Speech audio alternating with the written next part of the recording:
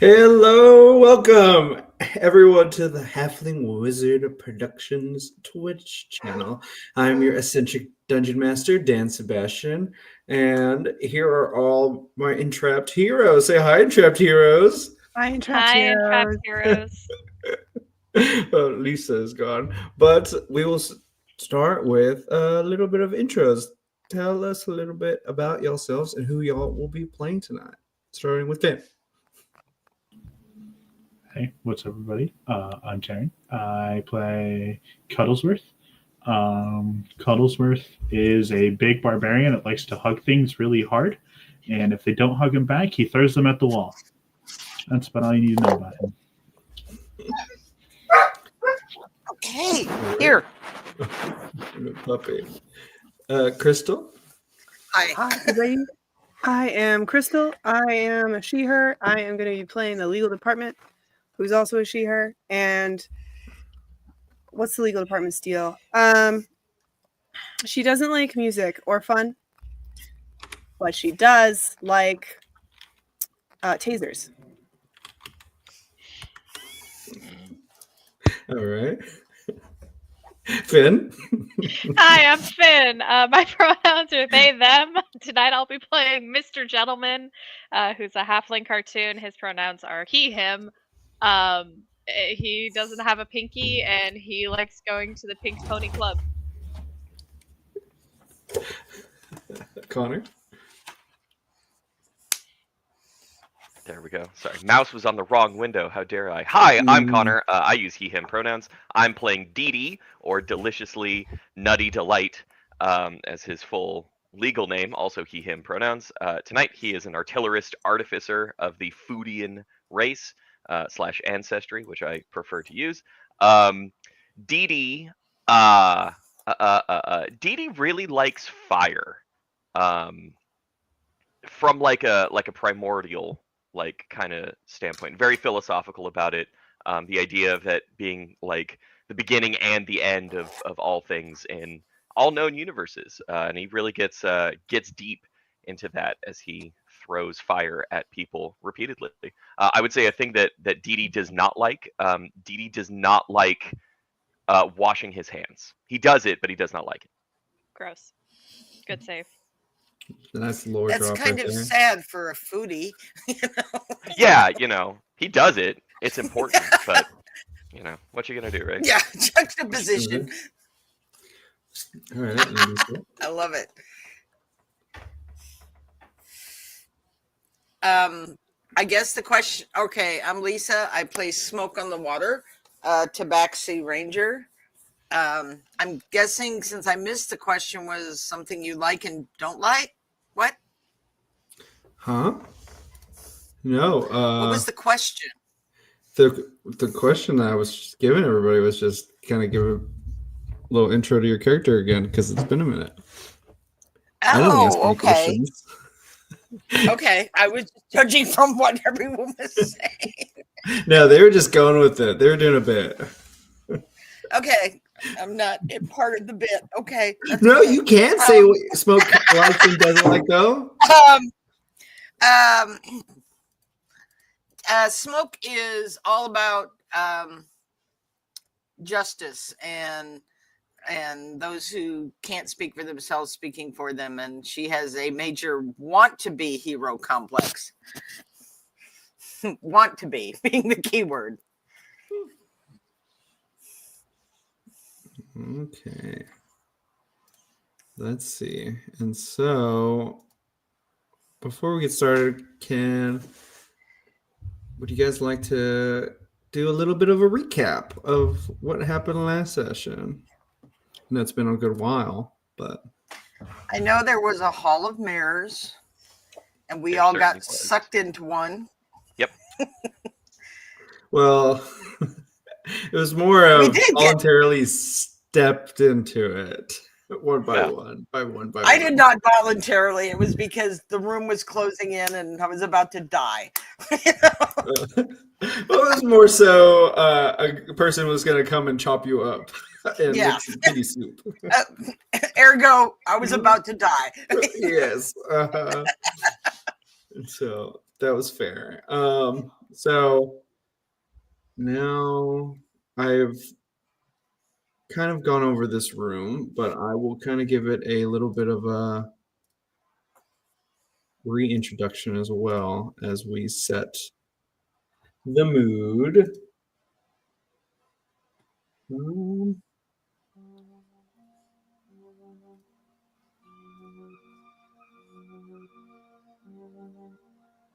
So you find yourselves in a large, round, made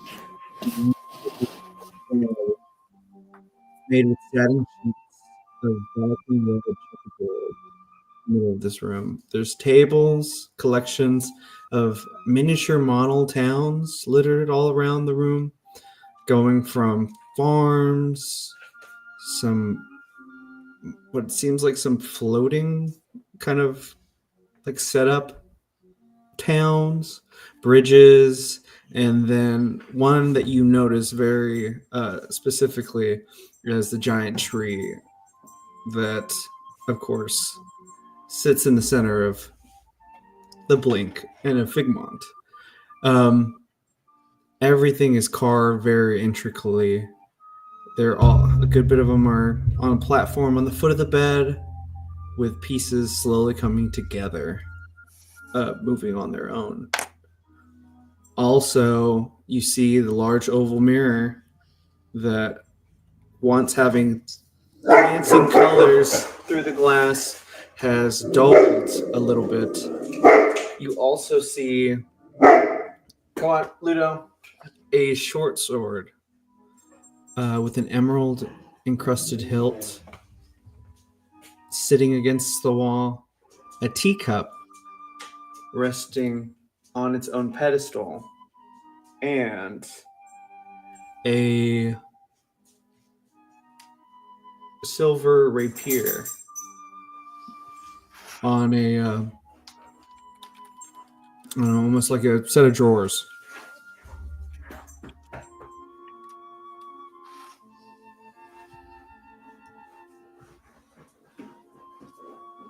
What would y'all like to this do? is ominous.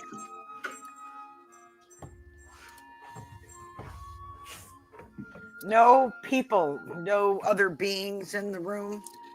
There are no other beings, but there is, you notice, a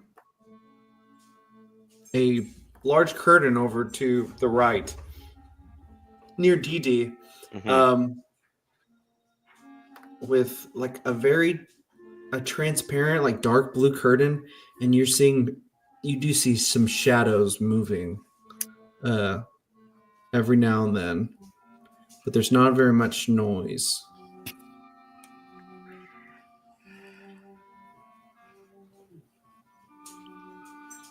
Mr. Gentleman's going to go over and investigate the teacup. So it is make an intelligence insight check. An insight check. Mm-hmm. An 11. An 11. Mm-hmm. You seem to think that it's just a really nicely made porcelain teacup. It's got like Does it gold. match the pattern on my pinky? It's close. The gold filigrees match just very slightly, just like the wispiness of it, of your little white and blue porcelain pinky.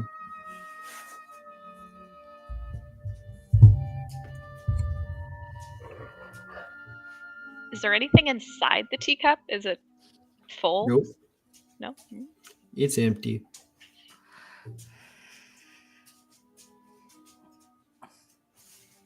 What's the deal with the shadows and the curtain? I would like to find out more about that. Okay. And, could I assist the legal department with that by either providing like over-the-shoulder covering support / moral support? Because I was also going to check that out.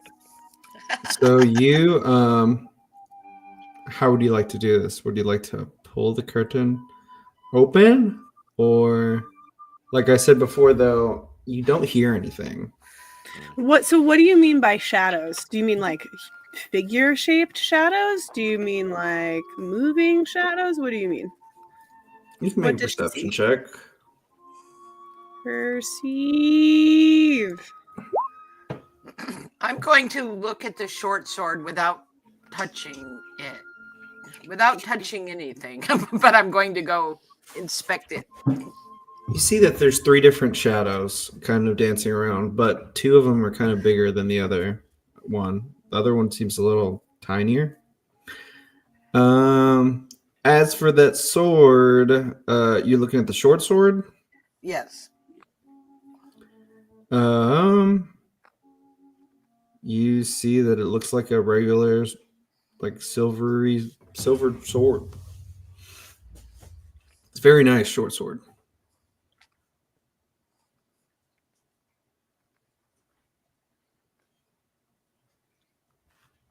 Steal Would you like it?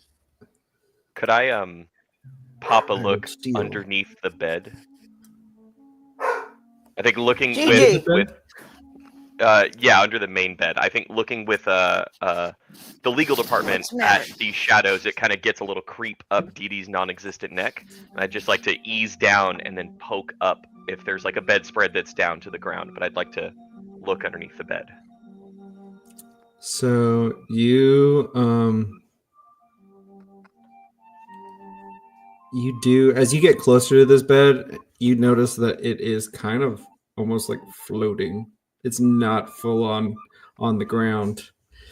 But as you like look down, you do smell that like the bed has kind of a musty smell. Like it has not been laundered for some time. Got it. Okay. I'll stand back up, being mostly satisfied. Yes, I will stand back You up, do being notice mostly satisfied. too, as you stand back up, you do notice that like small waves of ripples chaotically ripple over the satin sheets. Like a air current kind of ripple, or like an invisible someone like sitting on it kind of ripple. More of there's something underneath it ripple. But not like a person, but like something like kind of moving around almost, like making tiny little waves. Okay. I will, as softly as I can, raise a hand and then point at the ripples, and then get ready to take the sheet off. Like once I have everyone's attention, I want to like getting okay from everyone else of like, okay, I'm gonna do this. Are we gonna do we want to do this and see?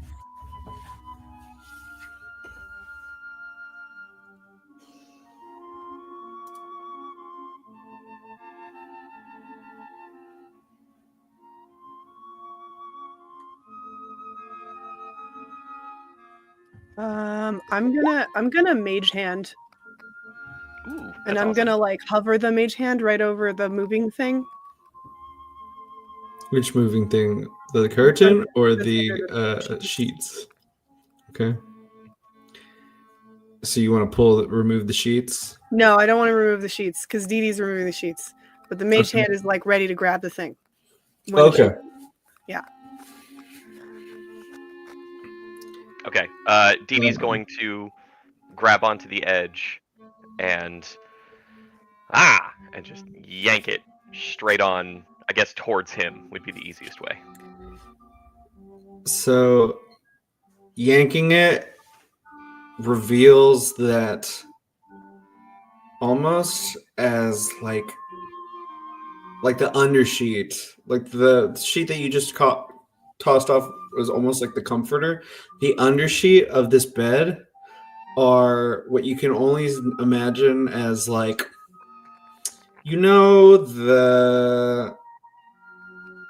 that scene from Nightmare on Elm Street where Freddy Yes. Krueger's face is coming out of the wall. Yes. just imagine that, but just like a ton, but slowly coming out of this this sheet that's there. It's basically like a comforter, but of what you can only imagine as like agonizing souls. And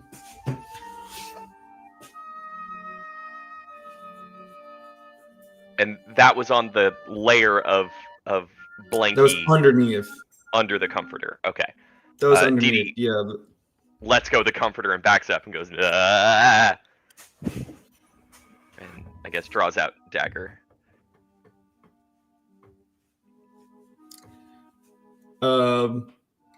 Whenever you pull out the dagger, you almost feel like the sheets like kind of are trying to pull towards you. Like wanting that. Okay. Then Dee Dee shall slowly put the dagger back in its sheath on his hip and back up more. I guess going into this corner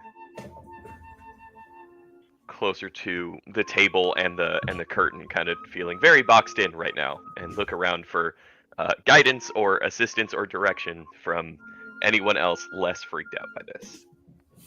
You moving backwards, you can see like more like frowns on some of the faces as the sheet like slows in its waves in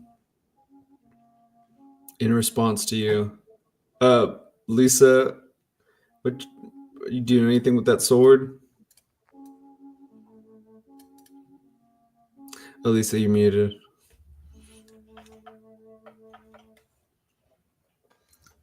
I said I'm not going to touch it, but I'm looking at it really closely because I like it. But it doesn't belong to me, so. That's fair. It's like I said before, it's a very nice looking sword. It's got the emerald cross, encrusted hilt. And then there's the rapier that's just sitting by itself as well. Oh, I'll look at that too. I'm all about the That weapons. one, that one, instead of having encrusted, it has like a cat's eye gem in the hilt. Ooh. And then it has Ooh. 9 little spots going down like the guard. Mm-hmm. 9 And they're like lives. tiny little. Mm-hmm. Mm-hmm. Ooh, I'm just I want to touch it, but I don't want to touch it. That is fair.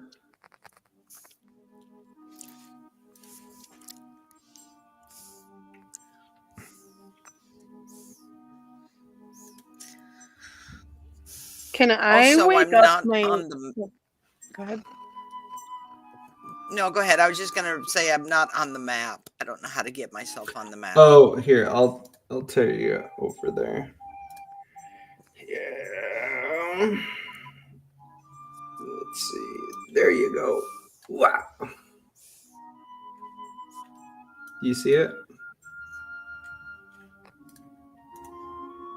Yes, I have no control over Okay. it though.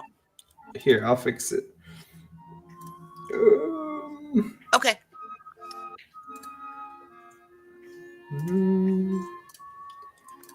I know how to do this.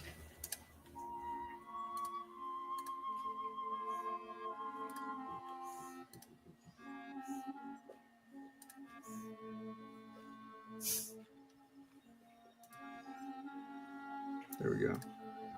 Get in here. Represents.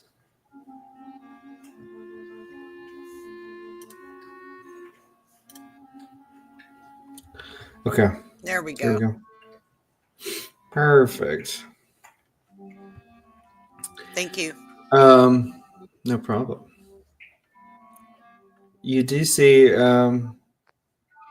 Olive is like, so are we gonna spend all night trying to see which booby trap we're going to set off first, or do we just not touch any of these things? Because Or that we freaks could me all out. That freaks me out. I don't even know what the fuck that is. Points at the shadows dancing. I mean, we could always just touch all of them all at once At the- and just at the same see what time? happens. Yeah. Why not?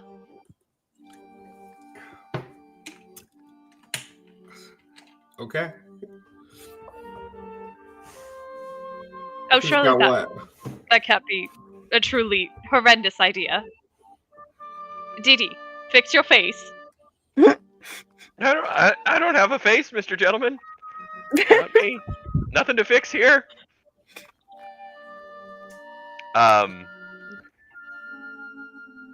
Was there something detailed about this harp / lyre / instrument in the upper right corner?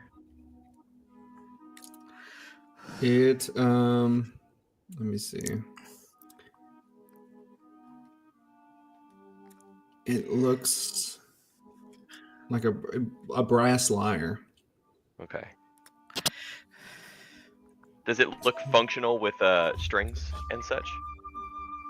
It does look functional with strings. Okay.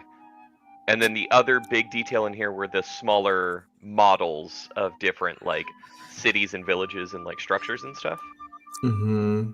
Are they Good. painted or not? Let me see.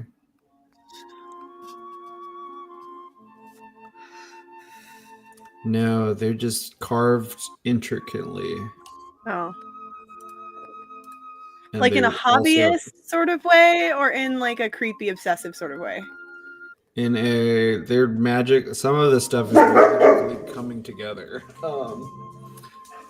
As you guys are talking, you see some more like little bits, kind of like if you remember like the Game of Thrones intros, but very slow and like forming into each other. And then like once it does, like the details are slowly like formed onto there. Like you see like almost like an island kind of slowly starting to get put together, or the not remnants, but like the beginnings of an island slowly starting to get put together.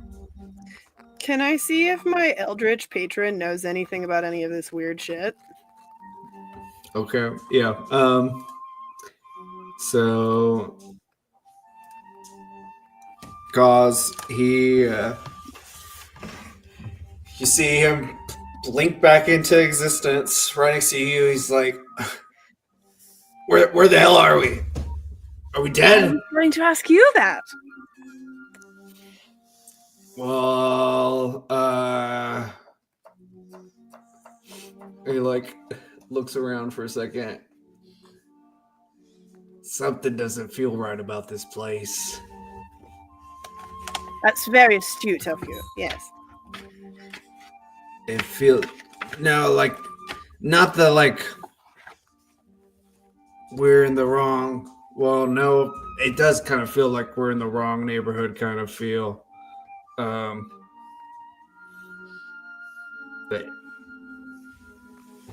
I don't think I've ever been on this plane.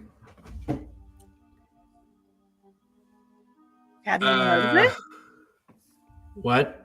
Have you heard of it? I think. Well, we'd have to go outside or something to really see what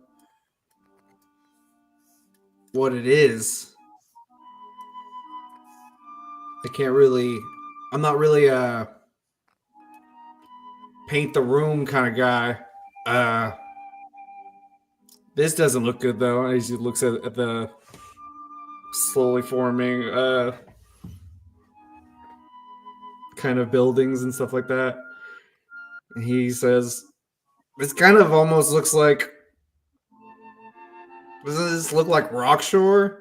as he's looking at the beginnings of the town that's being put together.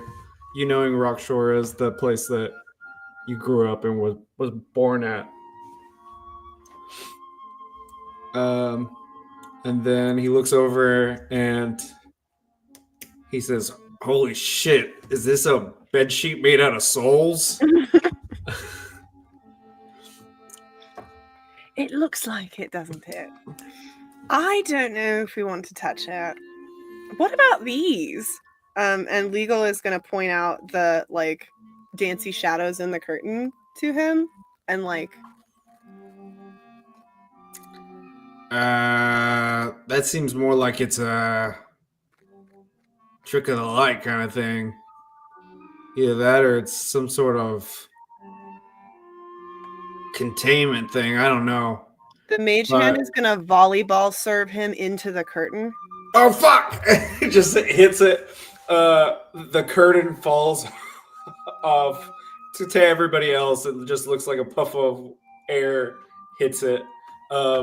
They fall off, and you see 3 very distinct shadows in this. It's a wall of force. You see a very tiny, almost it looks like a girl, and then you do see these kind of big lumped thing, and then you see this thing that has 2 giant hooks for hands, and they're just kind of very much idling around, just moving around. Does it seem like they noticed the curtain falling down? They don't. Okay. Is Gaz still there? Yes, he rolls back up. He's like, why the fuck did you do that? What if I didn't do anything. I don't know, what if they are some sort of pact eating things or some shit like that? I don't know how things work over here. I might be at the bottom of the totem pole over here. I think you are, dear. Well, at least I'm looking better than those suckers. As he looks over at the sheets of people, he's like, I can almost hear them.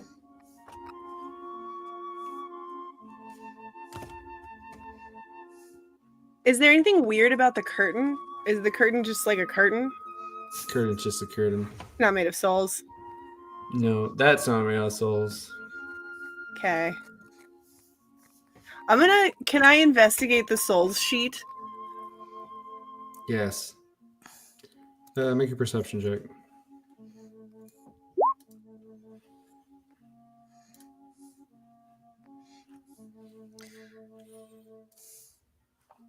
Why? How come I have to investigate with a perception check? Oh, right. Make an intelligence. I'm sorry. Ah. Investigation. There we go. You can see that this is some sort of force field that's very thinly made into like 1,000 sheet or 1,000 thread sheet, but not threads, but it's like 1,000 souls. And if you were more of the like demonic kind, you would have very sleep-filled dreams wrapped around up in this.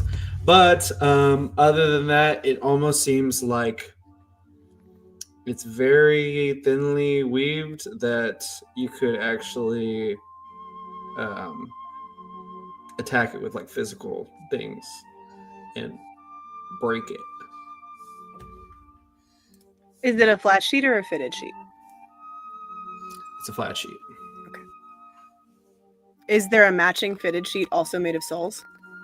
No. Oh. Are the pillowcases made of souls? Nope. They're like 2,000 ply. No, 2,000 ply, 2,000 thread.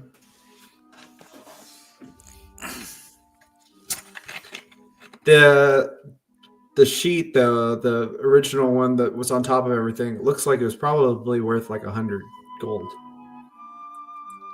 Ooh, fancy.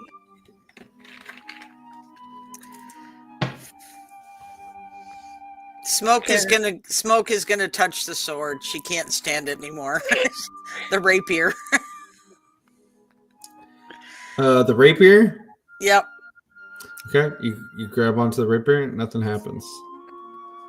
You do feel like a hum that, like, if you were to focus on it, you could potentially attune to it. But other than that, it feels good in your hands in the sense of, like, that it is a strong magical weapon.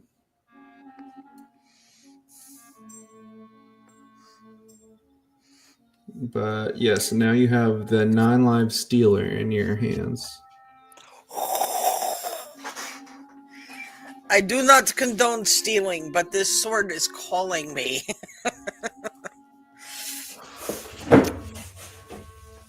Lady Smoke, it looks like it was made just for you. I know, right?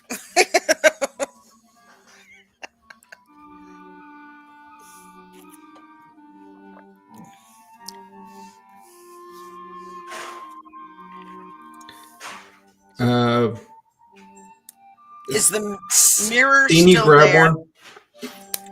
Yeah, the mirror's still there. It's just sitting there, kind of just chilling against the wall.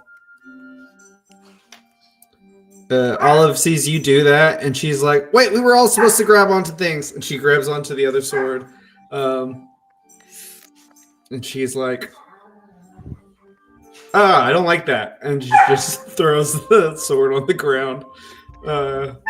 She was like, she looks over at you. She's like, "Did yours do a weird thing too?" It hummed. It hummed too. I think it is magical, but it feels good in my hand. Did you like recognize the song? No. Yeah, I didn't like that one. I do not like songs being hummed to me. Wait, did you guys not hear that? I didn't hear anything.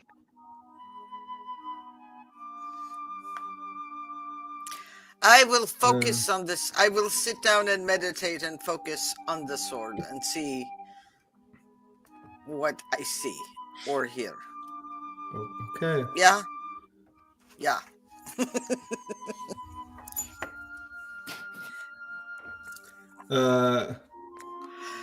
She looks over. She's like, "Dee, come and grab this sword." Okay. I mean, all right. She's already moved the sword, correct? Yeah, she picked it up, held it for a few seconds, and just like and just dropped it on the ground. Okay. Yeah, Dee is very unnerved by this entire environment, but is very terrified to look weak and/or what he would perceive as uncool in front of all of Embers, and so he will go up and goes, "Fear not, Lady Embers. I will assist you in this matter," and reach out with his right hand, because his left hand still has his shield, so his right hand will go down. These little mycelia fingers grabbing on to the hilt of this sword, and he'll keep his eyes open and just stare intently as his hand reaches and grasps the hilt of the sword. As you pick it up, you begin to hear,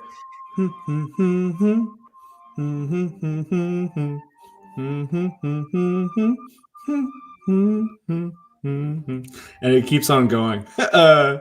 It's just a humming little melody that just.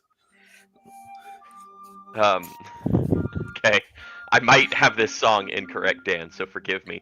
But Dee Dee will like keep staring at this and slowly lift the sword up and put like his palm and fingers under the blade and hold it, kind of balance it in his hands, and go, I was not born of normal ways, but this makes me want to go crying to my mother.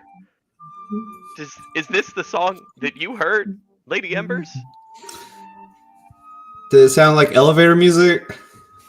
It sounded like kind of a catchy, like, I don't want to call it a bridge, but almost like a repetitive chorus that feels like it should be a lot more impressive than what it is, but it's now officially stuck in my head. So yes, would you like this mighty fine blade for yourself? No, I don't want to touch it. Don't like elevators. Don't trust them. All right. Then I guess I'll just it's a short sword, correct? It's a short sword. Is this going to be my second melee weapon that I don't have proficiency in? It is! All right. Yeah, Dee Dee will hold on to it and go like, now I'm not entirely sure what exactly I can do with this, but I'm happy to, I guess, carry it until we can find someone who does know how to use a blade as fine as this.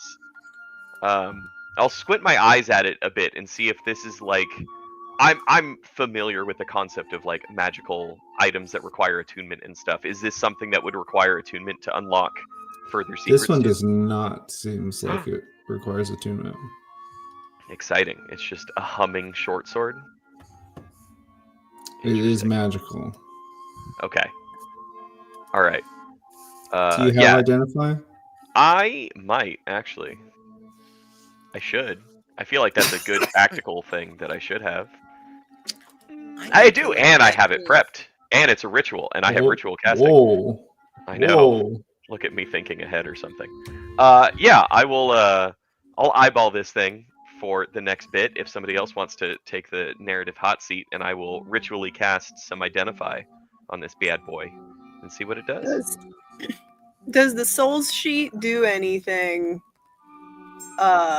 about people picking up swords? Does the Souls sheet look interested in the swords? It looks like it's trying to like thin itself out, coming like towards anything pointed. I'm gonna take out. I have 2 daggers. I'm gonna give one of them to the mage hand and have the mage hand just kind of like cautiously like move closer to the sheet.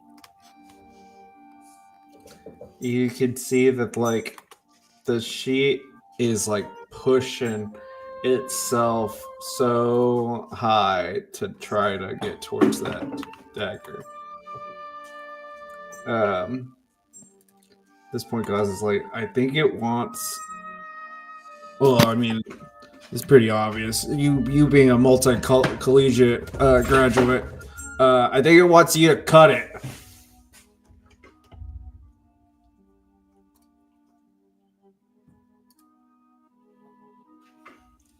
I don't think our goals are aligned, me and the Soul Sheet. I don't think I'm going to do what it wants. You think they want to be here? This seems like a kind of demented crazy house. For one, we went through a clown place. It seems like anything that's wanting to get out of here is probably a good thing. I'm gonna have the mage hand give me the dagger back, and then I'm gonna have the mage hand pick up the sheet by the corner. Okay. Pinky out. Pinky out.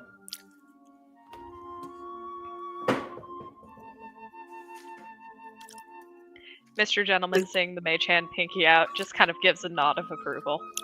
Like, yes, my teachings are going far and wide. Yes, I approve. Does anything blow up? Nothing blows up. Okay. The sheet, though, is like still trying to like pull itself tight. As it is like now suspended in the air. It's still trying to be like, yeah. I'm gonna fold it up into a neat little square. Okay. And then put it in the bag of holding. Okay. What about the one that's worth like 100 gold pieces? You can do that too. I mean, does anybody want me to do that? I can do that if anybody wants this. Is anybody in the market for a down comforter? It I might do be say a that useful does appear item to have. It does also appear to be quite extravagant and expensive. Perhaps we could sell it to procure investments in other ways?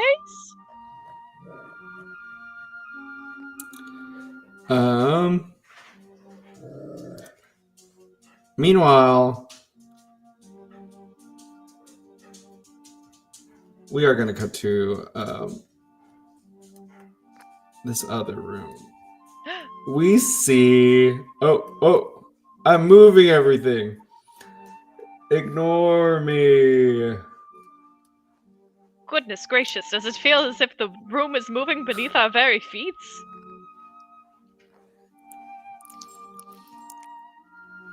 Are these haunted floors actually stretching?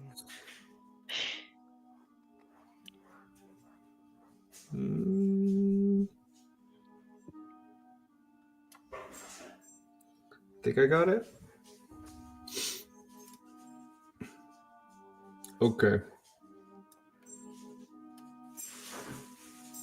Meanwhile, we cut to a very extravagant banquet hall.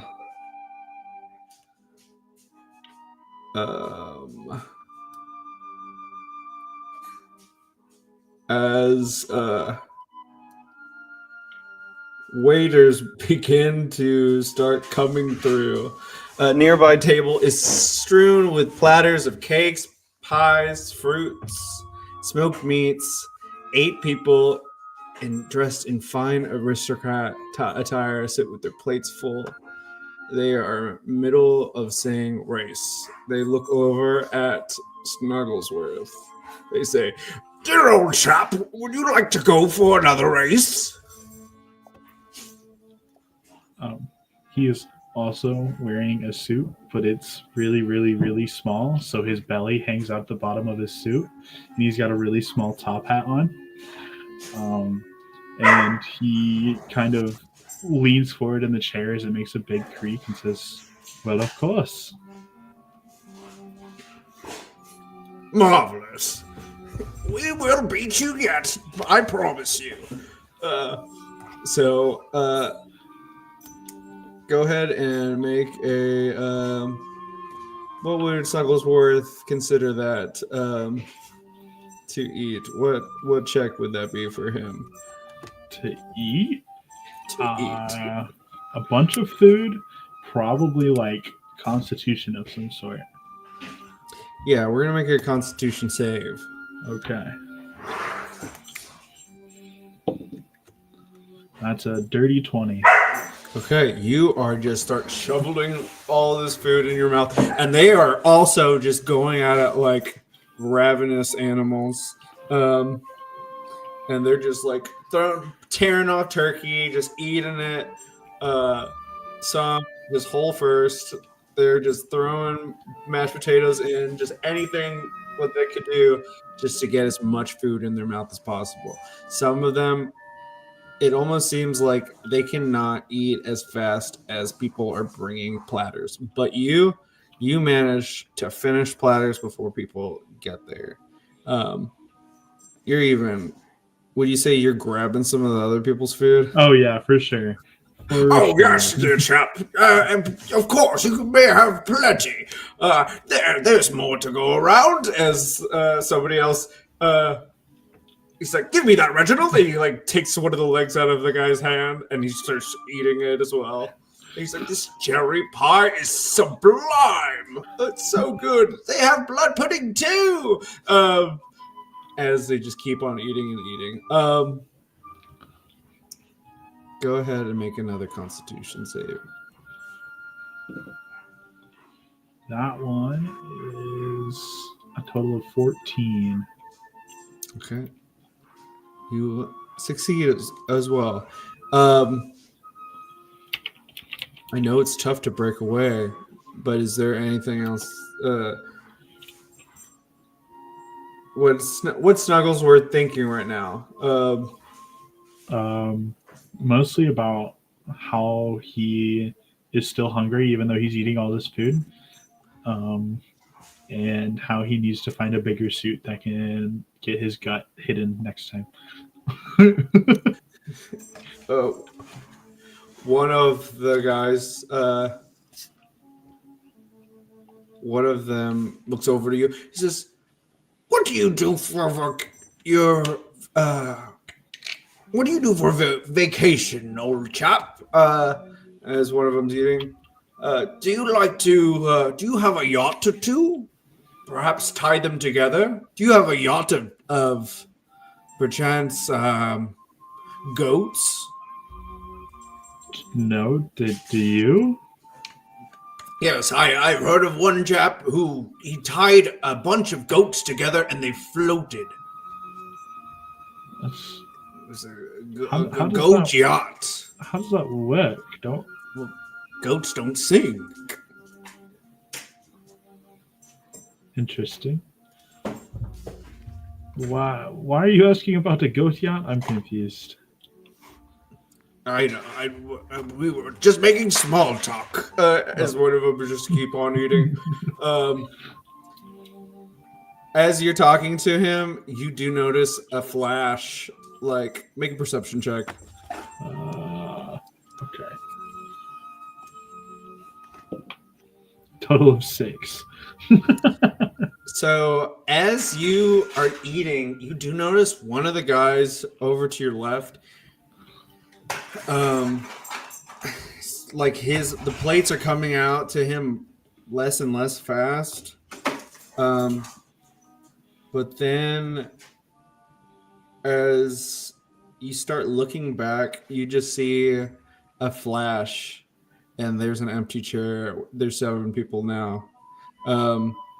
And the guy that you were talking to looks at you and he's like, "Oh, looks like there's winners and losers, but we should have some more compatriots here soon." And as he says, he's like, "Oh, here comes one now." And you see a guy, and he's a very much tinier frame than anybody else sitting at this table. And he's like, "Oh, how do you do? Is this where we are having the contest?" And he's like, "Oh, yes, sit down. We're about to begin another round." And he's like, "Okay." He sits down. He's like, "Are you a bear?" That's putting it simply, yeah, bear. Okay. Do you just walk around and ask people what they are regularly? Fuck, That you just- got me. And one of them just slaps him in the face. He's like, "How dare you, sir? This man is the number 1 contender at this table. 62 sittings in a row." He's like, I'm sorry. Forgive me. Where are we?"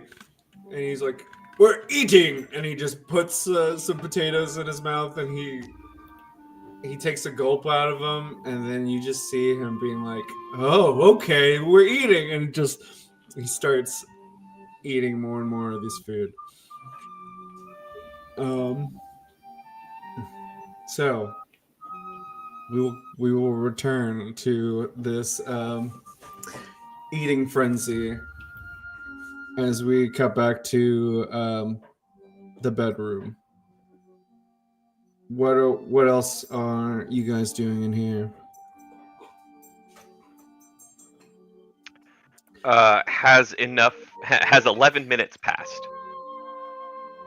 11 minutes have passed. Okay, then my ritual identify will have worked without using a spell slot, as I look upon this humming short sword in my hands. So you see that this is. I'm gonna share this to you. Oh, thank you.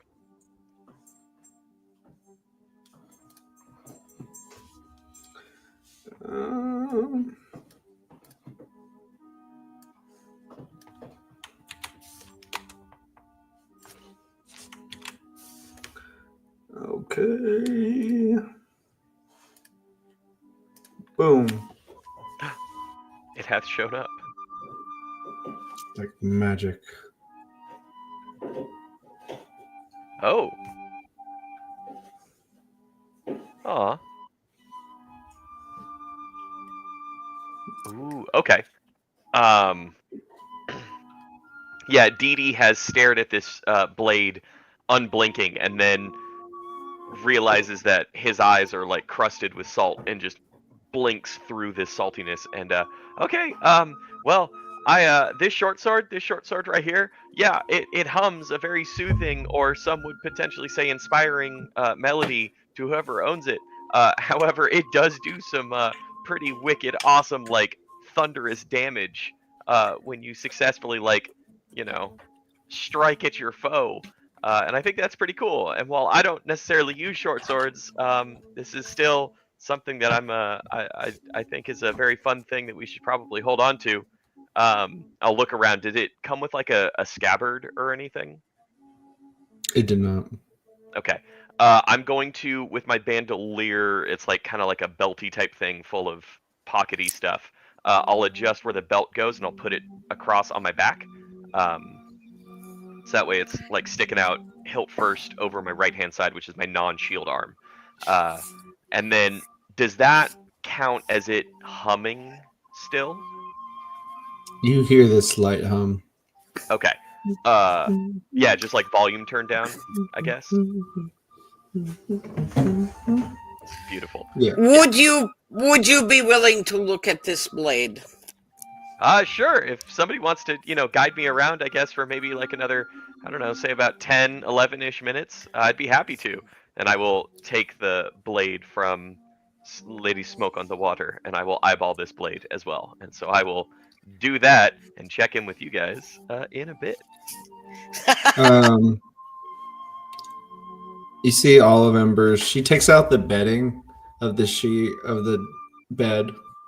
And she's like, okay, well, I guess we take this mirror with us too. I don't want our exit to be going.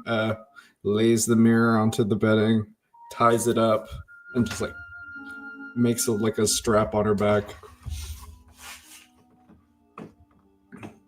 The last thing I want is like us showing back up and the mirror's gone or something, Classic horror movie 101.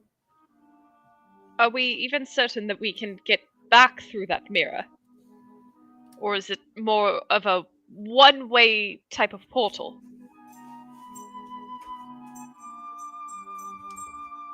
I don't know how this works. Well, How many times have you gone through a mirror?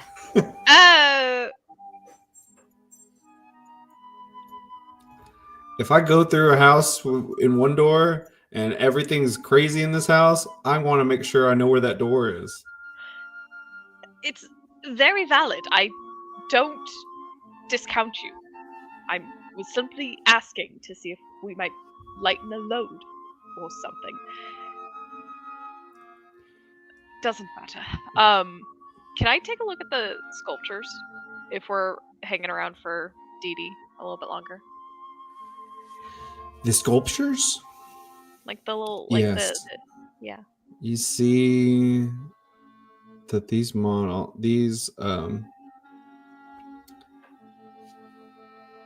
make a history check. Okay. 14. 14. Of course, you recognize Figmont. Mm-hmm. You do recognize there's a few bridges that like were up north from the Equilibrio cantons. Mm-hmm. But in terms of like, there's one that's kind of just like floating there. You do kind of recognize it from like one of the stories that there used to be floating cities. But aside from that, you don't remember what they were called. It was so long ago. It was almost like kind of like fairy tales. But not so much in a like happy ever after. It was more of a like bad shit happened at these places. like this is where the villains would be in a fairy tale kind of thing? More Like of like a it's not so much fairy tale as just like it almost sounds like a this is why we can't have nice things kind of thing of like like that's the shadowy part of the Pride Lands over there kind of thing. kind of yeah like a people get good and it gets smart and it seems like they do shady shit and then shit starts falling apart kind of thing. Because you do remember that you've never seen one of these floating cities, but you have heard of the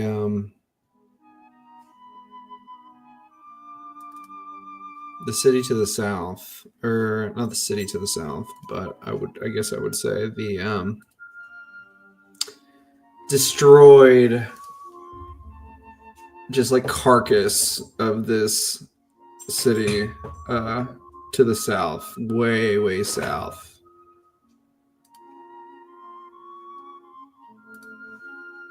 That was called Hope's End. And that was part of one of the stories. And I don't recall anything about like the story of Hope's End. No, you don't remember. You just knew that it was bad shit. It was a fuck around, find out kind of place. Fuck around, find out kind of place.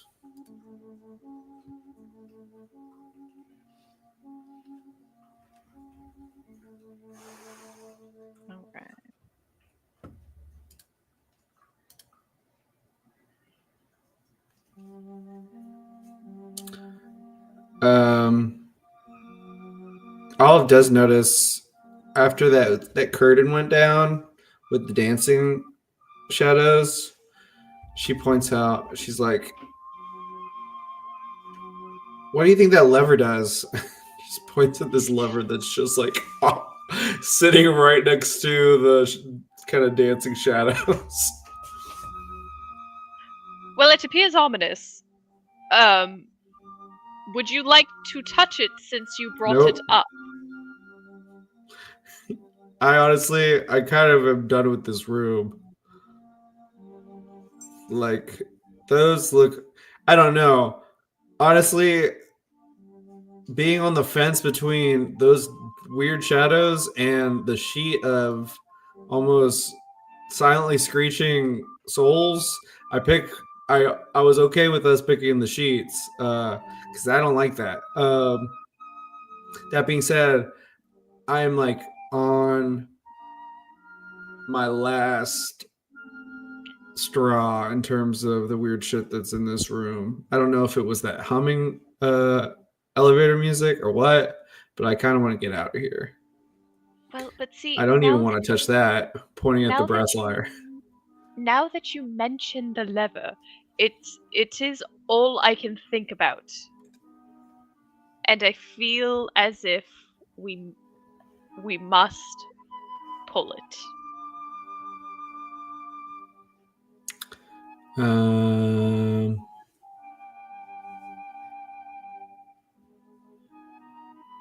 I am. How about we pull it as I open this door? Hyper-fixating upon it. That's fair. How about maybe we should wait until DD is back to himself? Okay, yeah. Perhaps, yes. And then we all just stare blankly at DD in 0.5 camera zoom until he comes back to the land of the perceptive. His eyes are rolled back in his head. It's kind of weird, isn't it? It's really weird. I wonder how he does that. Don't know. Are you gonna take that teacup? Oh well, I didn't feel quite comfortable just taking something out of a strange room. It's not very gentlemanly like. But now that you mention it, and I feel like you're neither a good influence nor a bad influence upon my morals and ethics, I will be taking it, yes. Why? Would you like it instead? Nope, don't want it. Oh, fantastic.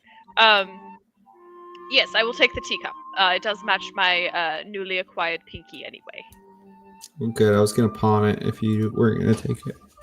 Oh, well, it could be a souvenir from our adventures together. Yeah. Do you not quite care for any type of sentimental souvenirs? Not particularly. More of a kind of get done with what I'm doing and scorch the earth and just kind of go to the next place. Now, do you scorch the earth because you also eat the fires, or is it purely in a metaphoric type of sense? You know, kind of like a Phoenix Rising kind of thing. Hmm. Kind of like the first idea.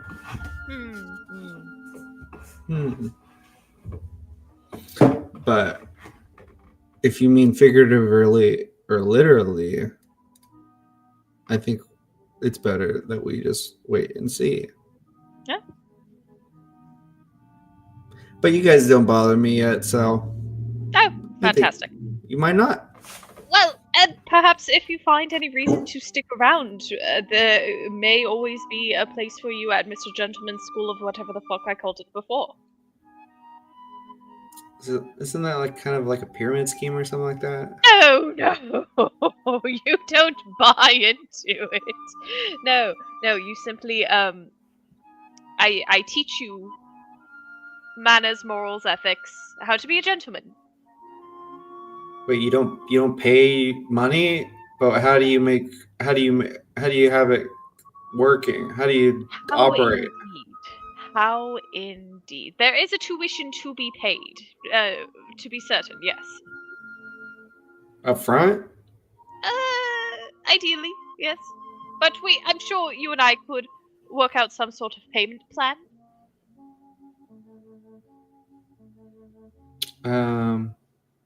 If there's like a free weekend or something, maybe I'll give it a try. I am looking into doing workshop weekends every once in a while. Sort of an open house, if you will.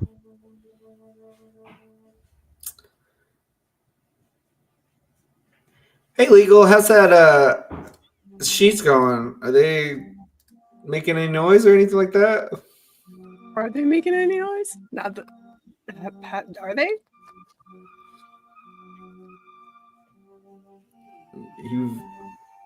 You don't hear it. Do you pull the bag up to your head? Legal checks. You can vaguely hear, almost like if you were in like an auditorium and somebody was whispering to you. You can't tell what they're saying though, but you do hear like tiny little whispers. No,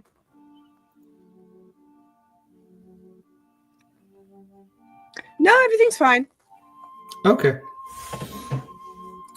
So everything's fine here.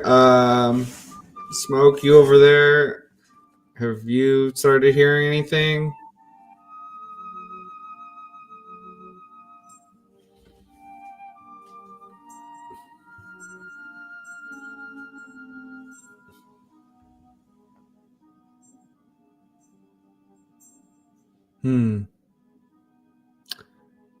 Okay. So about this. Oh, she's gone. The humming That's blade spooky. took her out. Ludo. At this point, DD is done identifying. Hey. Quit. Because move all the carpet around. Yeah, it wasn't me. It's a girl. Well. Yay! But I will hold this information until Smoke is present and available for eyeballing. I will identify it to you then. Ah, cool. Thank you. I wanna know. Roll 20. Don't give me an error like that. That's rude. Let's see here. Let's live react to this. Ooh.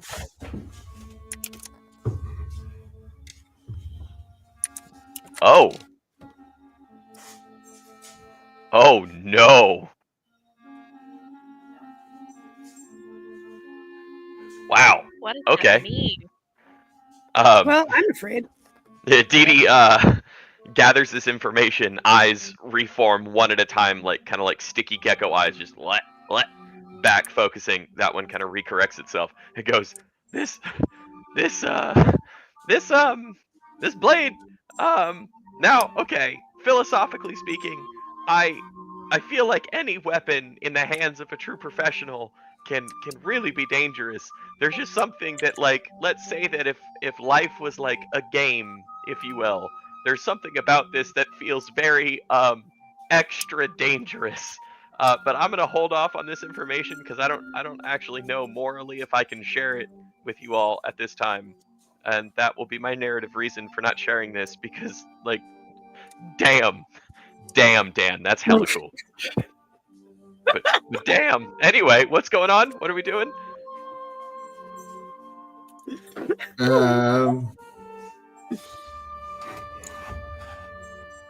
I kind of am debating going through this door or pulling that lever, but I That really lever feel over like there, and Dee Dee this will gentleman's point and use the telekinetic feat to attempt to pull the lever.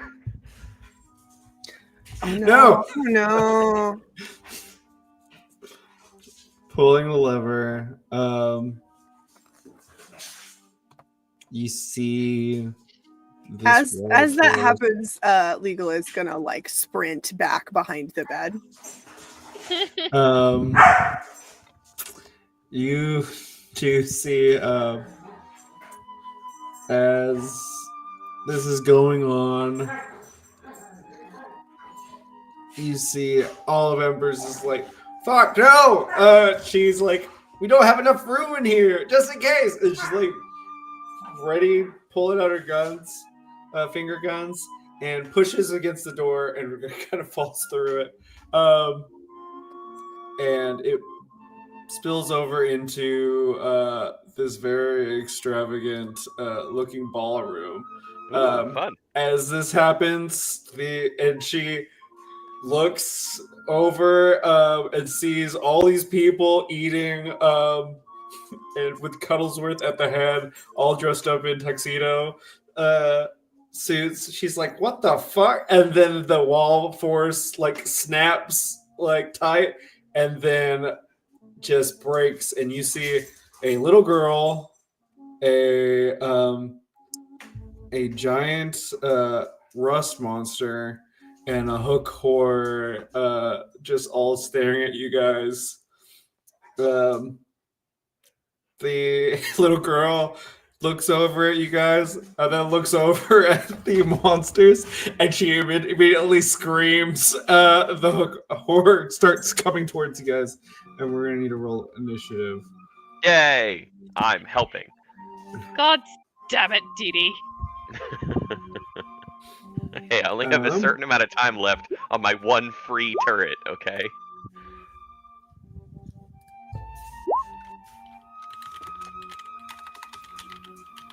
And for clarity's sake, is this child screaming at us or about the monsters? About the monsters. Okay, cool. It's an important distinction to make. Does No the area initiative of include effects. me? It does, but you're gonna need a breakaway. You're gonna need to make a roll while this is going on. All right. As we can say though, top of the order, as Olive breaks through and says, "What the fuck?" Make a what would it be? Let me see. Make a wisdom saving throw.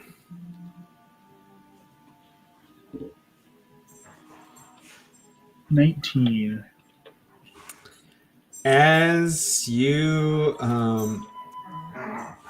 Let's see.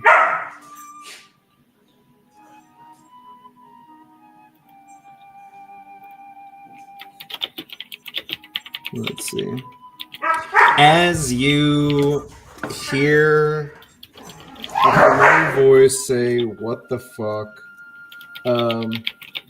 You immediately realize that you are not as hungry as you were a second ago. But in that place of hunger, it kind of feels like your head is like tightened a little bit, like something in you is got wound up, and so you no longer feel the need to eat as much as these people here. Let's see. The way this is, these are connected. Well, if you will just zoom it out just a little bit.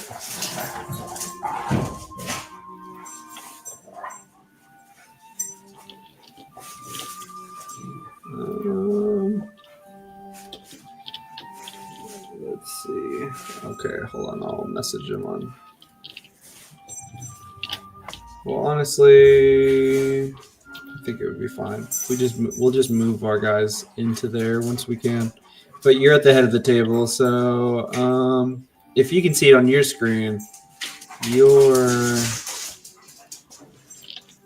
right here. I wonder what happened to Lisa. Her computer froze. She's restarting it. Oh, okay. I figured. I was like, for a second there, I thought she was asleep, and I was like, no, there's no way. No, she and then messaged the group chat. Okay. All right. So we'll get these guys out here.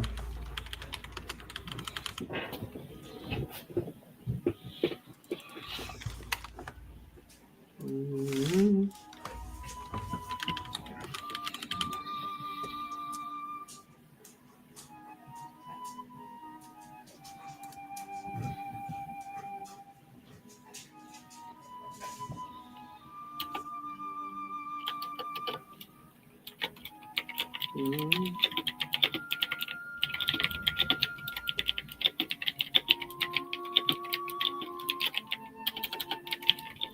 Let's see.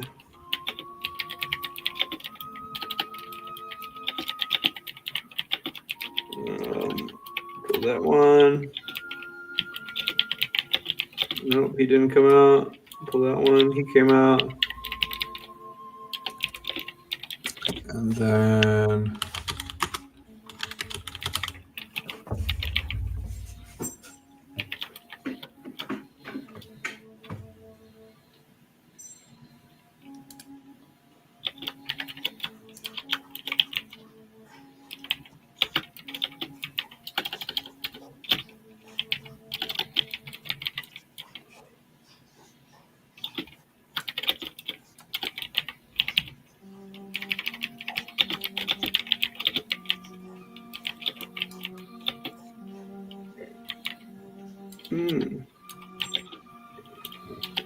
excuse me.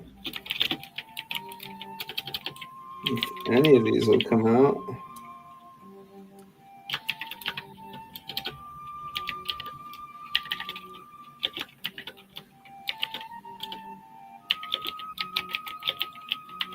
Are they showing up and I just can't see them?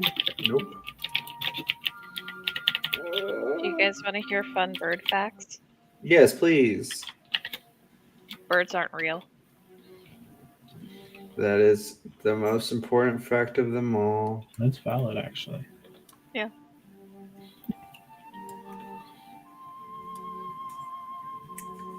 What the hell? There we go. Oh, look at that. Photographic evidence. Right there, courtesy of Crystal. Yeah. Oh, Crystal, sorry, I didn't see it. What was it? That's not a real bird. That one's wearing a hat. Birds can't wear hats. That's biologically sound. It's also scientifically proven. I'm sorry, Crystal. Sorry, so sorry. not sorry.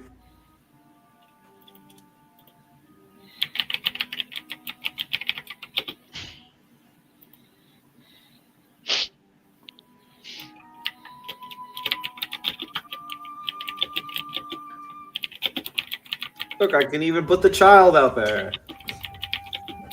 Child? A child. It's a child.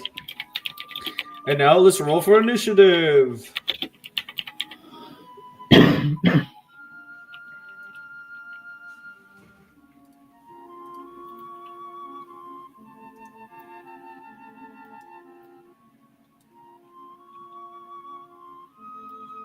To playing a monk. I'm looking at that rust monster going, first victim. And I went, no, dummy. No, not this time.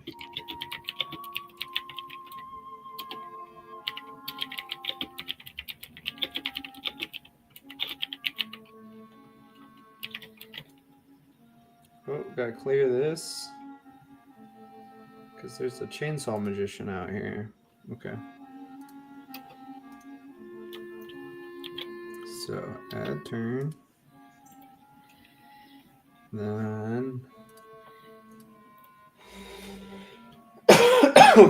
all of Embers is gonna roll initiative.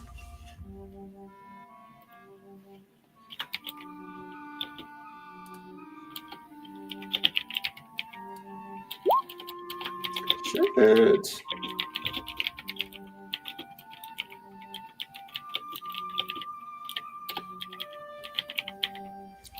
That sucked.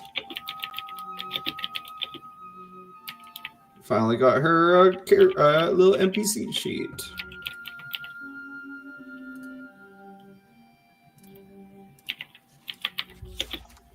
Okay.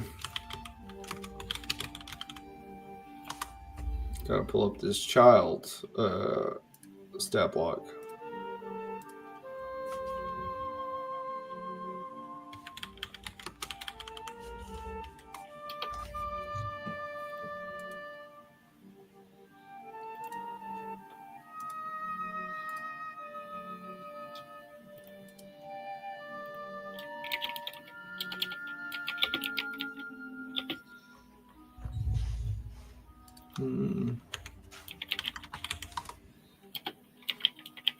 I guess we can move to this one.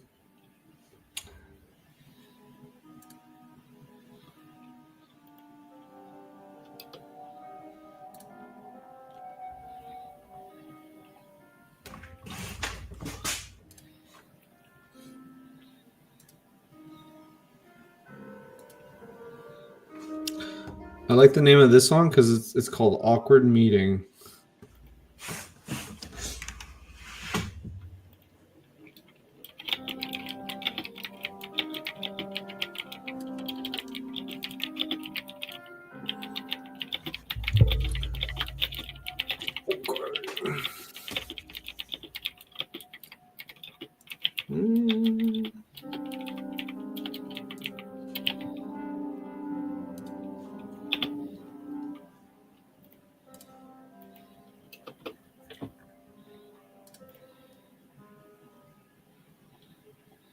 Oh, no.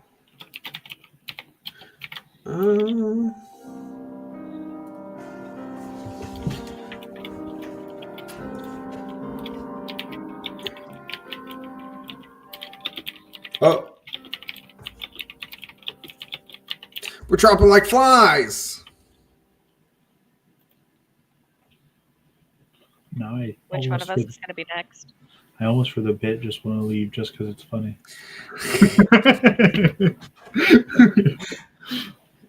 I bring out one hook horror and one rust monster, and everybody goes crazy. What's that meme about, like, closing the laptop for self-care? Yes. Slams computer screen down.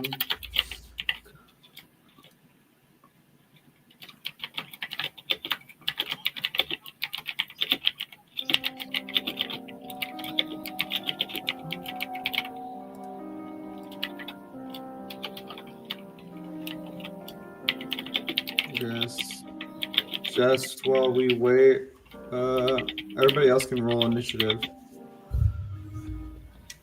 We could just add it to the order. I do not have a character sheet in Roll20, but mine is a 16 because my Roll20 didn't work with my subclass thingy, and I kept trying, so I just gave up. Oh, okay. And I used to have an extension for getting Dean to be on to Roll20, but I just switched PCs, so I have to reinstall that, and I don't remember what it's called, and I'm currently trying to find it. What's your initiative? 15. 15.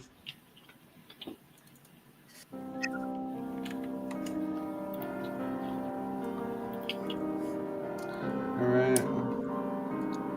And then I'm gonna make the monsters.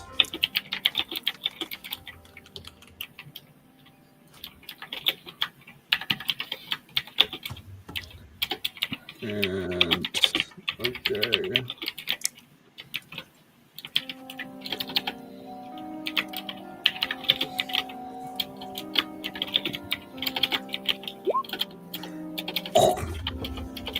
Okay. Coming in hot with the 2. Hello.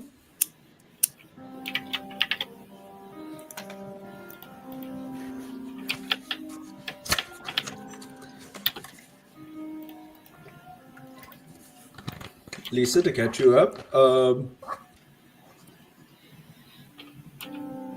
lever was pulled. That was pretty much it. The lever pulled, monsters. Let me guess. Somebody pulled the lever. Nobody saw who pulled the lever. It was an invisible telekinetic version of Mage Hand. Also, your sword is very scary. Okay. Oh, yes. But use it, because Scary? it's good. Scary for your enemies, but not for you. The thing is, she's not attuned to it yet. Okay. But I will now give you. Well, do you want to tell her what it does? Yeah, I can tells you. I can tells you real goods. So as all this happens, and Dee Dee notices. Oh wait, I don't have it no more. I don't know where it went. Oh right. That's fine. Dee Dee will across the bed to Smoke. I guess in this preemptive whatever, toss the rapier back over and say, that sword, once you like connect with it, it'll oh, thank you, Dan. Yeah, it's like super strong and powerful. But it also has a number of like abilities, like charges, if you were, that if you, I don't know, maybe like hit you know, someone with maybe less than 100 hit points, and you rolled like a 20 on that attack roll, and then it would cause them to make a Constitution saving throw, and then if they fail that throw, they'll just be killed instantly. So yeah, it's a little what I would call fucked up, but you know, have fun with that, I guess, in the future. Am I assuming I have to attune to it?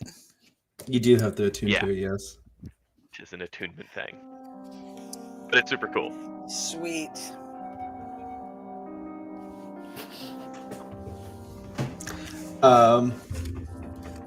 That being said, if you'll roll initiative. Well, I will when as soon as my pages load. Oh, okay, no problem. Everything is really slow. Yeah. So if you want to skip me this round, I'll jump in next round. Okay. Let's see. You're probably gonna get in a round before. We can just say you held your action because the monsters got last. Okay. So we'll start at the top of the order with Mr. Gentleman. Oh god, I forgot that I rolled a nat 20. Shit. Okay. What do I want to do? Oh god, my beans. Okay. So does the child look like she's a friend or a not friend? She just looks like a child as she's screaming. It's like, what is that? Ah! That child's gonna like wreck our shit in a. That thing's got hooks for hands, but he's a bird. And then you see the horn just screeching with its hook arms. Are any of the monsters like brandishing to come and kill us? Yes, the hook horror looks like it's gonna start coming at you guys. The rust monster, being as I would imagine a rust monster would do, it's just like slowly trying to smell out some metal, but then also looks at the little girl screaming, and thinks, "There's metal and blood." Oh god. Terrifying. Okay. Well, I'm terrified. I think Mr. Gentleman is gonna just very calmly and quietly take out the boom gun that he definitely stole, and aim it towards the hooky boy. Okay. And roll a 17 to hit. That hits. Hell yeah! And then target must succeed on a DC 12 strength saving throw or be pushed back 10 feet. Okay. And gets 13 damage. He's rolling. He fails because he gets another nat. Not one this time, but wait. Yeah, it still fails. So he gets pushed 10 feet. Correct. Backwards. And how much damage? 13. 13. Okay. Mr. Gentleman's gonna look down at the boom gun and go, "Oh, this is what it's like to have a ranged weapon. Oh, this is wonderful. I enjoy this greatly."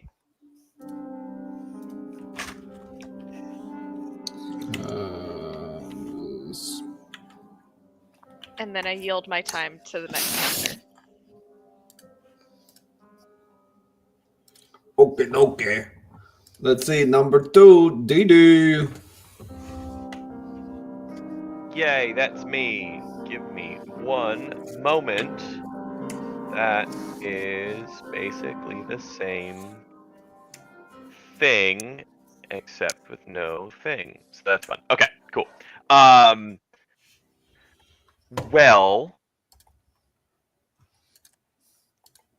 seeing Mr. Gentleman do one of the coolest things DB has ever seen in his life, and just boomsticking The bar is so low. the hook horror out of the way. Wow. Dee is going to kind of double down on that, and as a bonus action, I'm going to trigger my cannon, which is still in force ballista mode, and I'm going to make a ranged spell attack against. How'd you end up down there? Don't be silly. The hook horror again.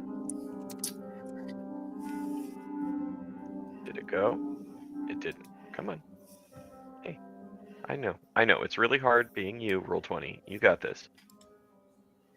Do you like that? Does that make you happy? It does not. Oh, there it goes. There they go. Wow, that's a lot of 18s. It's a lot of 18s. I do not have advantage though. I don't know why that's like that. Yes, that is an 18 against the hook horror. Does that hit? That hits. Yay! Fabulous. And then here's the info on the force ballista. Okay. So on a hit, it's going to take 2d8 force damage, and if the target is a creature, which it is, it'll be pushed 5 feet away from the cannon, and the cannon is Just on getting me still. pushed 'Cause against it's the wall. tiny. Uh, Because you just might as well double tap, and then come on. Roll 20. Do you want me to reload my character sheet? Would that make you happy? Okay, I'll do that real quick. We've got a second. yes, It's is thinking it? about it. I'm gonna say too. Okay. That 12 damage. That is 12 force damage. Okay. I'm gonna say getting pushed twice back to back. I'm going to have it make a dexterity check. Ooh. To land on its feet. It like moves its hooks in a clockwise way, and it like almost like using them as wings keeps itself Aw.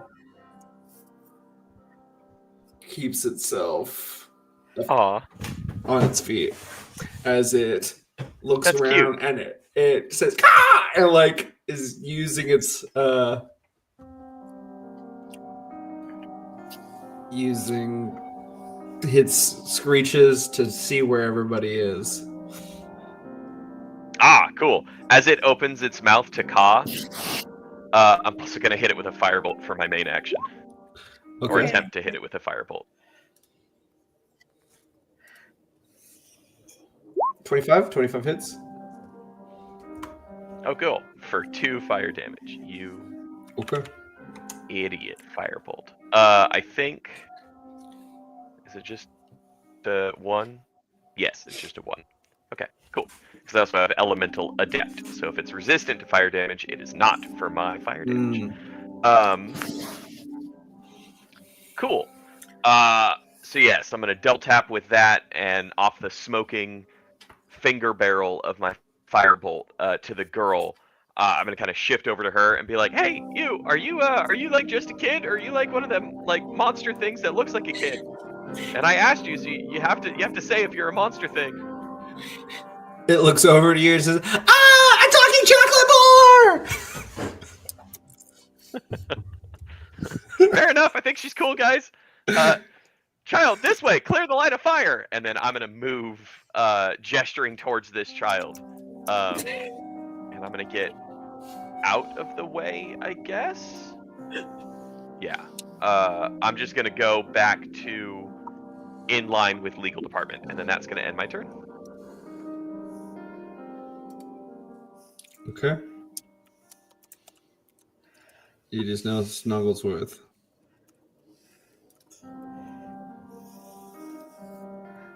So, I just saw this person appear from behind, correct? Yes. But you busted down, looked around the room, saw you all eating. Everybody else stopped eating for a second as she said, "What the fuck?" And then everybody started eating again except for you. But she's there in the doorway. She's like, Snugglesworth, I thought you were gone, but I mean, I guess not. But we went through that carnival, and now we ended up here, and now you're here. But Are these pull the lever. Are these eating people like opposing me just walking away from the table? No, they're still eating. Okay, then he's going to turn around and look to the the individuals, be like, right, how do I get back to the scary monsters you were just screaming about? Through this doorway. Right, move. And he'll just start rushing through, using bonus action to rage. Okay. How to find this stuff? Okay. So where does it put me through when I move through? So as you move through, it puts you right here. Okay. And I can make you big. Yeah, we're gonna get big. Oh, I moved everything again. It snapped.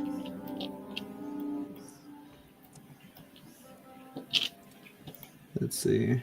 Hold on 1 second. All right, there you go. Thank you. So he comes through here. And what's this? What's this thing? Ah, a giant bear! as you say, what's this thing? As you point at it. Okay. It's a little kid. He will step aside and pick up whatever this thing is and try to throw it. It is a rust monster. Okay. So you're gonna make a strength check against it. Yeah, athletics, correct? Athletics, yeah. That's a 22 total. He gets a 16. He fails. This giant beetle chitters around, eyes darting as you pick it up. What are you gonna do with it? I'm gonna just spin it in a circle and throw it at the hook horror. Okay. It's spinning around, and then you chunk it. Go ahead and make a range attack. It's 15 to hit. That hits. So do 1d10 plus your rage damage. 1d10. So 10 plus 4 plus 2, so 16 total damage. All right. So the hook ward takes 16. The rust takes half.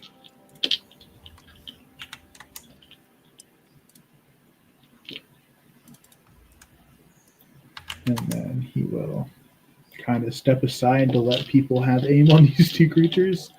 And that'll be my turn. Okay. All of Embers is gonna peek in, and she's gonna see all this shit go. You chunking that rust monster.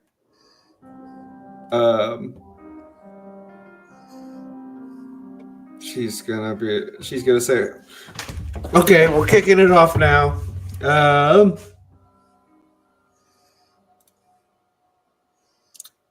Time for these fuckers to go.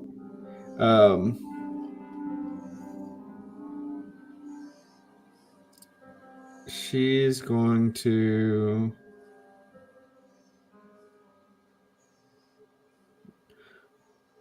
she is going to go to almost do a finger gun, and instead she, with her nails, like she's trying to, like, if you would use a lighter, not a lighter, a matchstick to like strike and hit, but instead she scratches her hand and like cuts her hand, points like a finger gun, and is gonna cast a spell on the hook horror.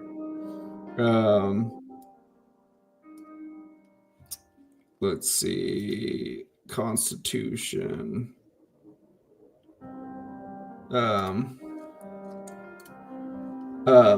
It's a Constitution. Let's see, where is it? Got a +2, so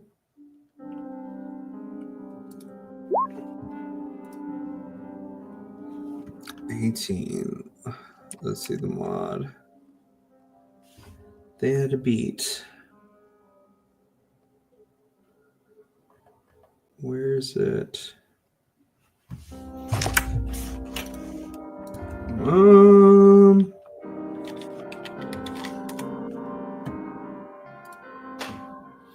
think they succeeded.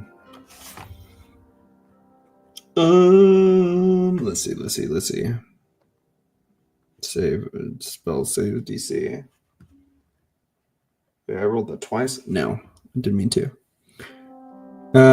If you meet it, you beat it, right? Isn't that them's the rules? Typically, yeah. Meets beats. Okay. Meets beats. So even on a fail, oh no, half as much on a successful one. So it takes. Okay. So it takes 1d8 acid and 1d8 fire. As it shoots, it doesn't fully inject into it, but some blood and acid spills off of it as they try to use this spell called Burning Blood. So that's 5 halves, so that's 3 damage. And that's its turn. Or that's her turn. She's gonna look over at the little girl and she's gonna say, "Get behind me, potentially evil little girl." And this little girl's like, "Is that chocolate bar real?" She's like, yes, we're all real. And now we're gonna go to legal. Which was the creature that cawed earlier? The hook horror. Was that crow? No. Is that the language it was cawing in? No. Okay. It's Oh, not too bad. Okay. Well, we're just gonna hit him with the old LDB. Okay. That hits.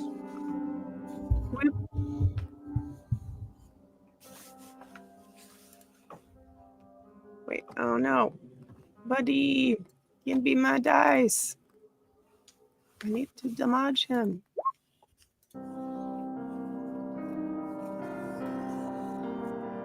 Three damages. 3 damage. Okay. He does 3 damage. Anything else? This concludes my turn. Okay. Lisa? Did your sheet show up? I will mute myself. Said yes, I am functioning again. I'm going to move to right here and shoot an arrow at this one.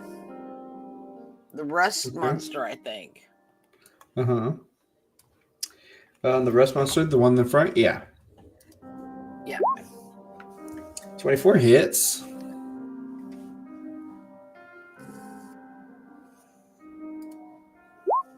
Seven damage. 7 damage. Okay. And that's all I can do.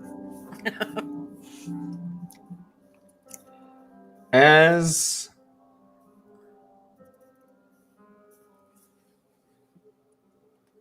you picked this rust monster up, Snugglesworth, you do notice that the tiny little bits of metal that are on your armor are slowly corroding. Just by the air around it. It is going to try to bite at you.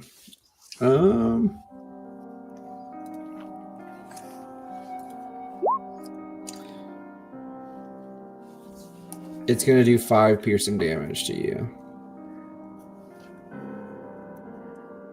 Does that have ready or? No, that's not halved. Okay, so is it rounded up or rounded down? I can never remember. I think it's rounded down. Oh, keep on trying to move this hook horror, and I keep on moving the map. Let me see.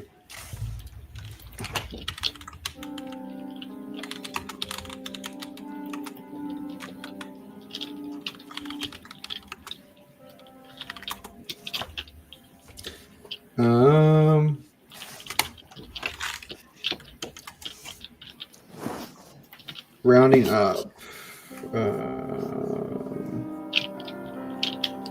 Let's see. Oh no, it's rounded down. Okay, so 2.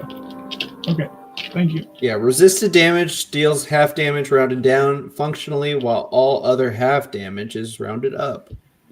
Interesting. Interesting.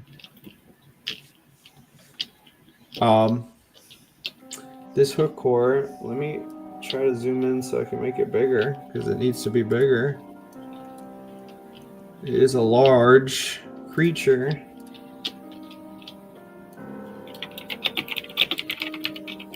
So it must feel large as it confusedly looks around and caws again, swinging twice.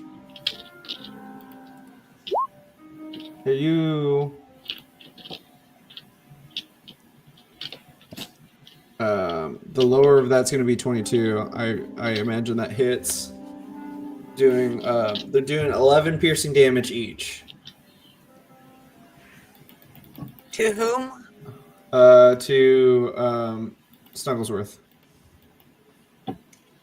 Yes, 22 hits. The child is going to just act on 0 and kind of be very overwhelmed by all this stuff and pukes. And that's the child's turn.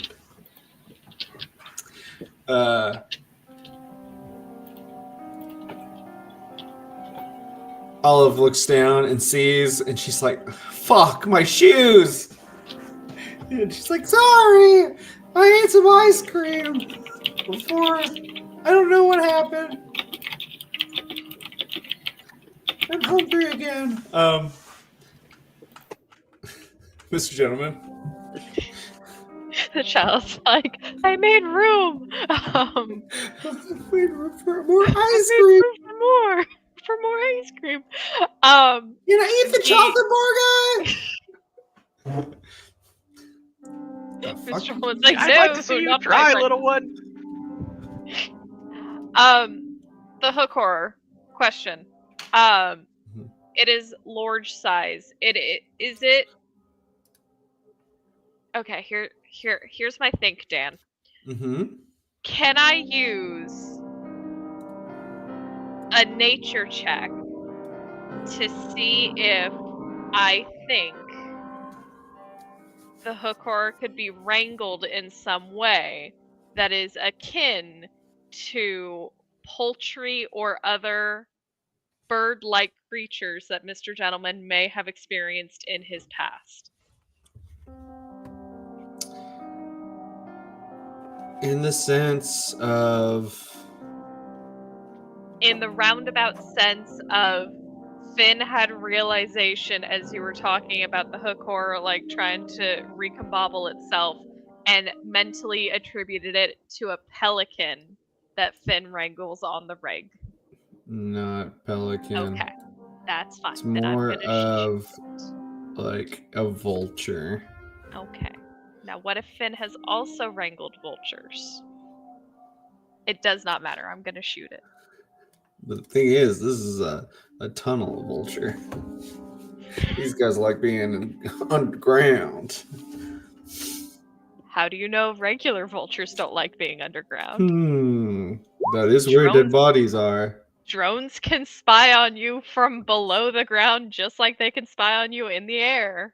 That's why I pour concrete everywhere.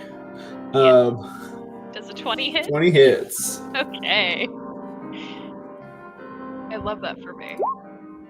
Does it take 12 damage and gets pushed back another 10 feet if possible?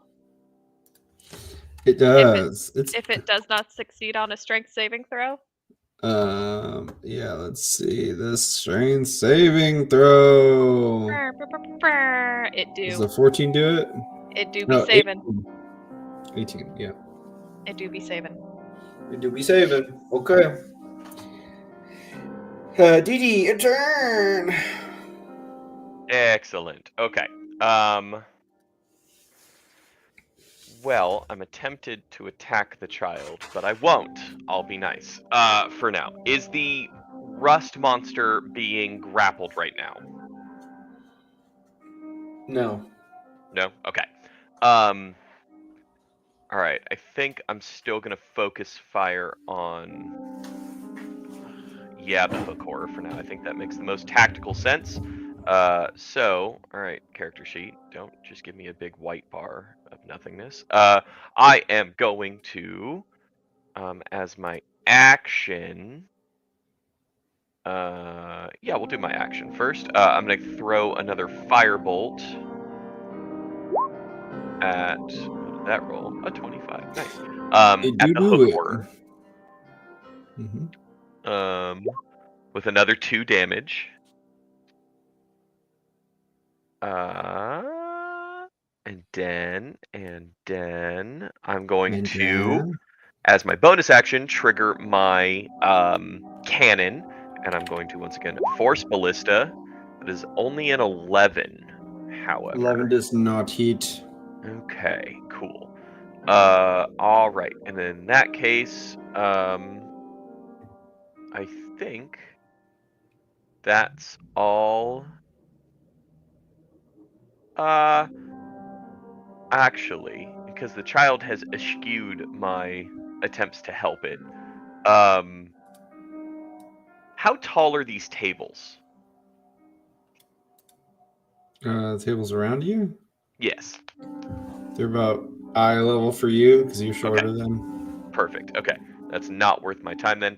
I'm going to move over and interpose myself in front of legal department, thinking that I can assist in, providing cover when really I'm just like basically waist high and I'm providing just a tripping hazard. And I think that's going to be my turn for that one. Okay.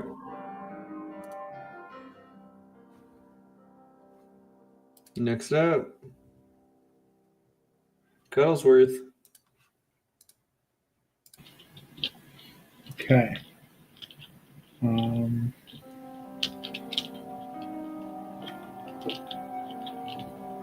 going to. This is hard. The rust monster hurts me, but it's what's in my way. I'll just fight over the rust monster. I'm going to pull out my warhammer and take a swing at the hooked horror over the rust monster.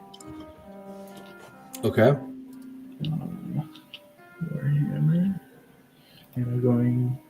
Actually, no, I won't do it regularly. I'll swing regularly. It's a 22 to hit. 22 hits. For 13 points of bludgeoning damage. How do you want to do this?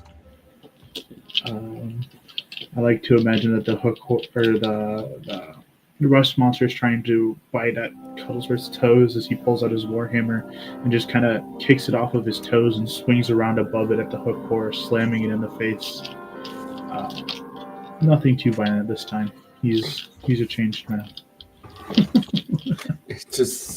It slams it. It being right close to the wall, its neck goes and then just snaps again as it just crumples over on the ground.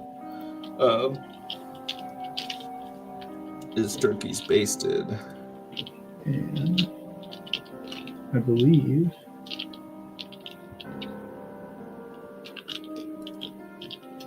that's it. That's my turn. Olive looks at this rust monster and she's like, all right, nothing fancy with this guy.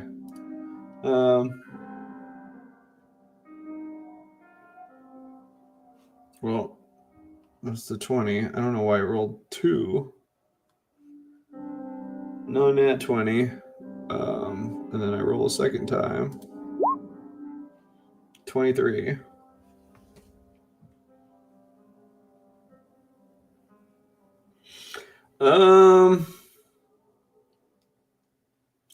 Doing 18 damage altogether. I'm blasting this bug into the ground. It it chitters for a second as the first hit hits it, and then the second hit hits it, and it almost like puffs in like almost like not shrapnel, but like metallic dust comes out of it as it puffs its last breath and falls over dead.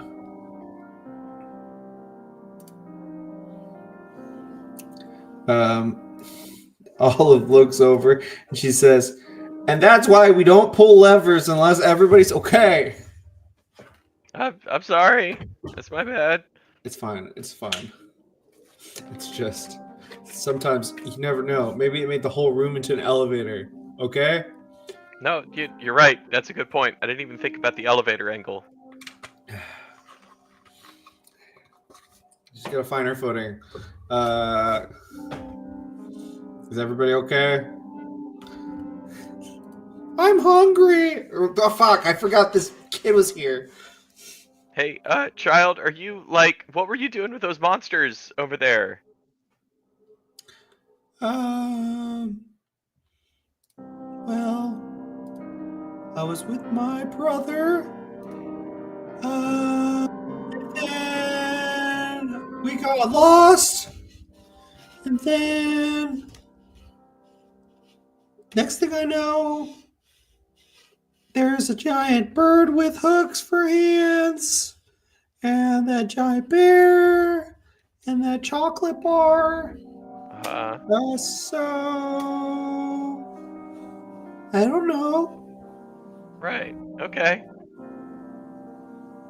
Hey, what's that? Starts walking towards the lyre, and Olive Embers is like, "Sit down." No, let her we try out of it. combat? What do you say, gentlemen? Are we out of combat? Yes, we're out of combat. Okay. I just wanted to make sure it wasn't a secret, a secret final boss or something trapped in this child. Mm-mm. Not yet. No. Olive's like, you want this child to try the booby trap? Clearly booby trap liar. Perhaps she is one of the missing children. Good point. Oh yeah, I forgot about those.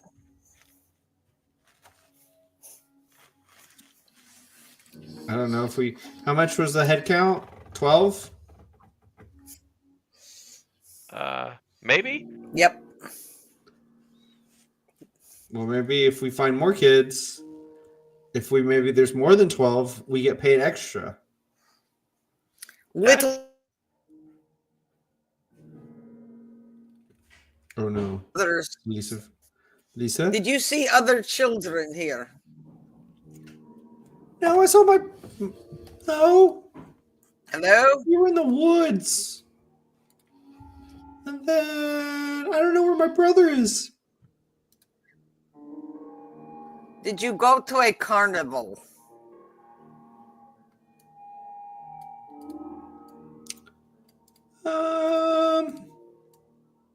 You know, I did hear about a carnival that was coming into town, but we didn't go. We were just walking. We live out in the woods. Well, our whole village does, kind of. What's your name, child? My name's Tabitha. Tabitha.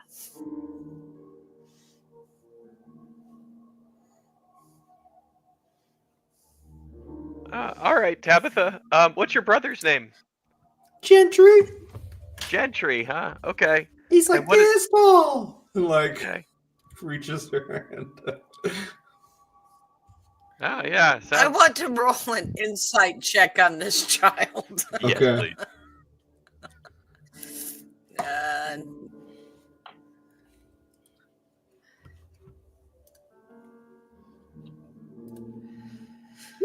Yes, 9. Seems like a just like a regular 11-year-old.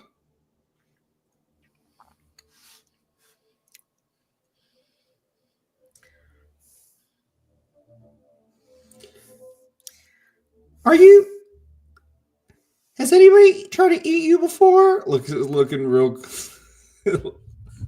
close at Didi.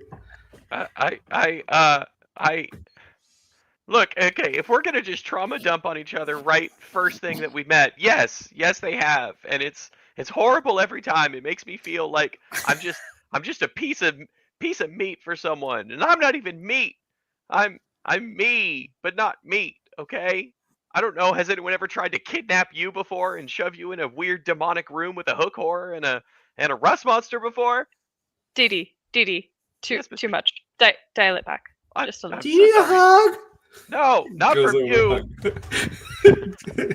If you hug me, you're gonna take a bite, and then I'm gonna have to, I don't know, reciprocate or something. And like, I feel weird because you're like 12, and I don't want to You threaten. can bite me. I would no. That seems I am a sworn protector of all the Just don't people of break this the land. skin. Okay. What? My parents would get mad. They'll think Yeah. Gentry hit me. I feel like your parents would get mad if you ate a sentient creature begging for its life. So Well, I wouldn't do that. That's weird. I was just asking. okay. Nobody is eating anybody today. I wasn't gonna eat him. Roll deception.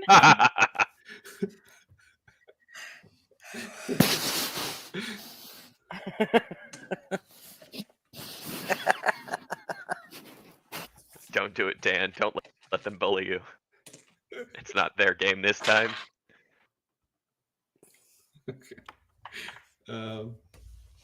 Yeah, it seems believable. As the kid just says, "Oh, I wasn't gonna eat him. I promise. I don't want to get in trouble." Okay. I guess we're okay for now. But I'm watching you. Can I play that thing? Like starts walking over to the flyer. All of Ember says, "No." How many times do I have to tell you? Yeah, why not? I don't see a problem with it. Nobody's tried it yet. What if the kid's soul gets sucked into it or something? I mean, that's One less mouth to feed. Look, I'm not gonna say that's my plan. But If we allow a Perhaps we child can- to try and playing music in my presence, I cannot be held responsible for what I will do. holy shit. Well,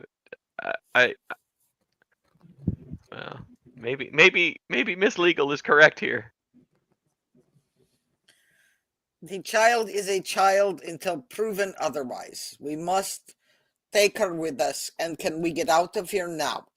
Can I ride the bear? He starts going over to Cuddlesworth. The bear probably shrinks at this point and still picks up the child and puts it on his shoulders. Yay! the kid's on the back. Oh my, we're so untrusting. You know? This is the best kidnapping ever! It's alarming that you have a frame of reference for that. We, for the record, we did not kidnap you. DD. We are saving you. But Don't you tell said- people we kidnapped you. This is Well, not he said I true. got kidnapped. Is that what happened? It points at DD. Look, look. Scientifically speaking, all signs indicate that this does kind of look like a kidnapping. All right. Oh dear, don't admit it, Dee. Well, I didn't do it. I'm not being held liable for this. Not yet. Right, but I am here to help. We can find the culprit and then bring them to justice, but might as well not lie to the child. I wouldn't lie to anyone who's in my charge as me leading them to safety. I would very firmly tell the truth always. And this reeks of a kidnapping. And I'm not going to go as far to say like the brother's probably Dee, dead I and chopped think into it's pieces. in your best interest to stop asserting that you're doing a crime. Yeah, in my range of reference, that this is the best kidnapping ever! Woo! See? It's not a kidnap. Nobody's kidnapping anybody. Yeah, it's a rescue now. Well, We're not that returning you that's to true. your parents. Yeah, Right. there's no napping here. We're gonna stay up all night. Yes, it's a kid waking. No naps. No naps. No, No naps naps. till Brooklyn.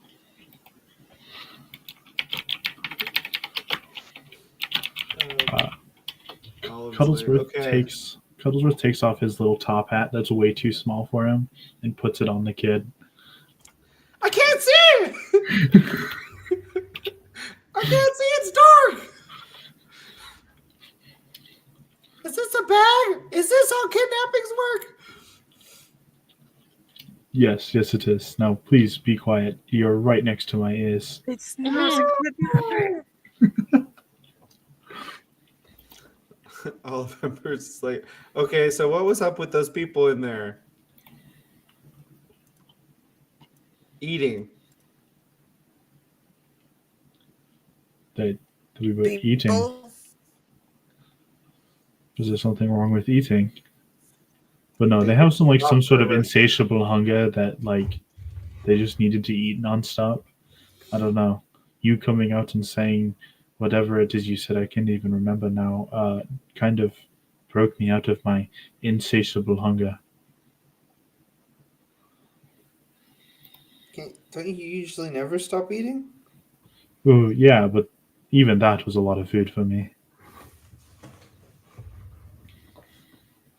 You seem to have, like, burned off whatever you ate, though, whenever you raged.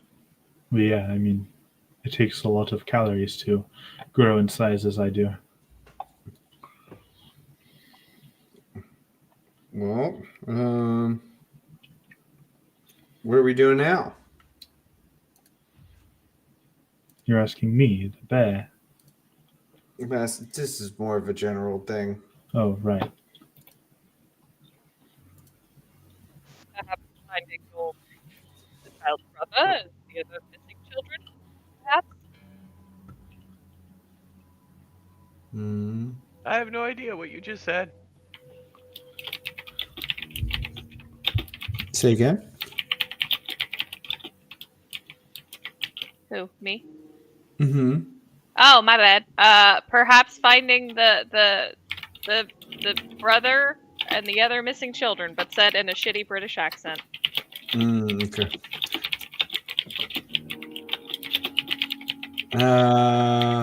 Yeah, that sounds good to me. You guys want to find them? The spooky place? Yeah, I feel like we should probably spread out and not spread out, not split up, but like explore. But yeah, I think rescue children should be top of list. Thank you. Yes. Stop saying kidnapping. No, I'm saying like the child was brought here under the pretense of kidnapping, like someone else kidnapped child, and we are rescuing the child, therefore undoing the kidnapping. Exactly. Is Yeah. child abduction better? Does that work better for your terminology questions? That's cool. We're abducting the children back to where they No, belong. please don't say abducting. Don't. Child That's abduction! Child abduction! No. Oh, God. Is there a different term that we can use? Perhaps a code name for our We are not quite child transporting abduction? the child. Transporting the that child. sounds I much enjoy better. that. Yes. I feel like anything to do with having a child and moving the child sounds not great. But Well, at least we didn't put the kid in a bag. it's true. Why would we ever cover the child's face to prevent this seeing where it's going? Yeah, fair. Okay. Okay. Does anyone have a bag of holding? I've heard that you can put a child into a bag No. of holding's Oh, God. liminal space for at least 13 minutes. Don't they have like 26 minutes of oxygen in there? 13 if they were sharing that space with another person. It's at least 13 minutes. It could That's be true. more, could be less, but it's Unless- at least. Unless they poke their little head out. You and want to read put like a the small kangaroo. child in a bag? I'm not I saying didn't we say should. this. I'm just saying we could. I'm stepping away from this conversation. I I'm going to think the we weird room could not. with the Legal food. is just gonna latch the latch on the satchel. That's all. So do we go into the weird room where people are eating a lot, or do we go through weird door number 2? Points at the other door.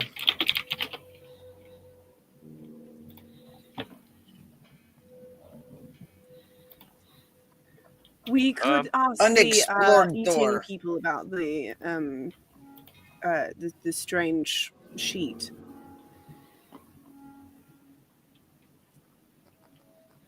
We go into the room with their eating and ask them about a sheet.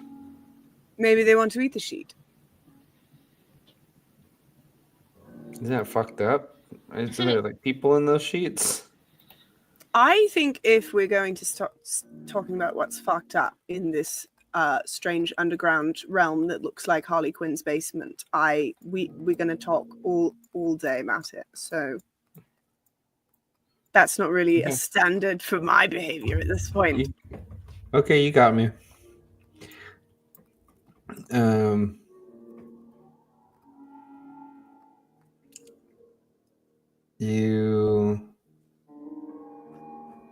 Let's see. Through the other door, you said, Lisa?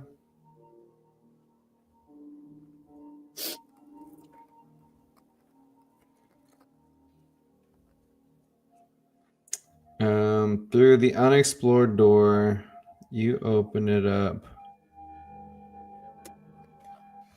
Let's see.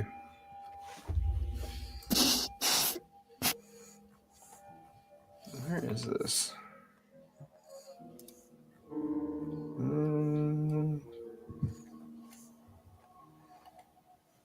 Does this do it? Oh, it does. Let's see. 2 area 5. Let's see. Okay.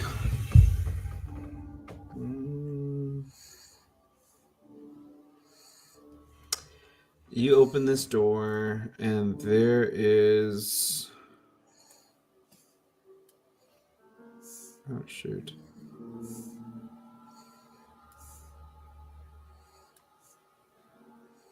Let's see. Which one is it? Area 5 is here.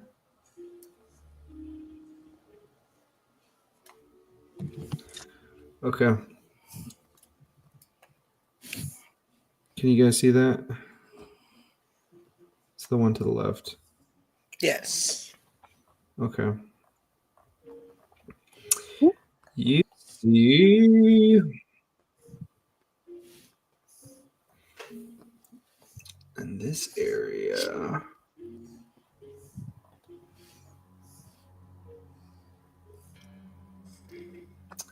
The floors and ceiling writhe, they pulse, they gurgle, they breathe. A closer inspection reveals the floor is a mass of tentacles. Dominating the center of the room is a tentacled mass sitting between 2 large cages. The villagers within one of the cage scream in terror, while in the other they mumble incoherently their broken shells of their former selves. A mass of tentacles stoops over one of the cages. It has just popped the arm off of one of them and shoved it into one of its own dislocated tentacles into the socket. Gross.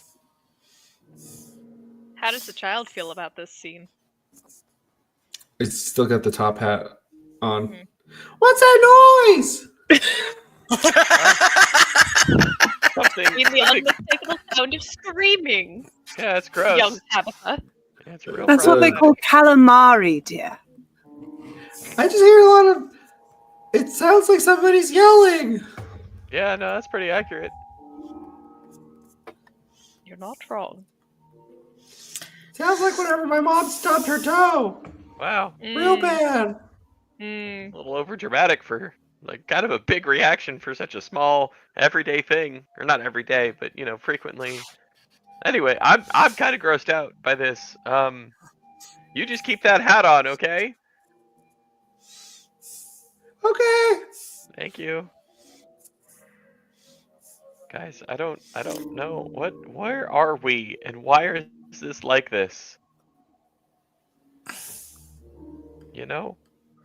I don't know. There's no place like I've home. checked There's them. no place like home. There's no place like home. She Olive looks at the mirror and is like, did that work? Shit. I we want not to believe close that on him? door. This room is no good. As she's like closing that door, the lady with the tentacle arm is looking past you guys, looking at the bear, saying, "Is that my child?" As he slowly.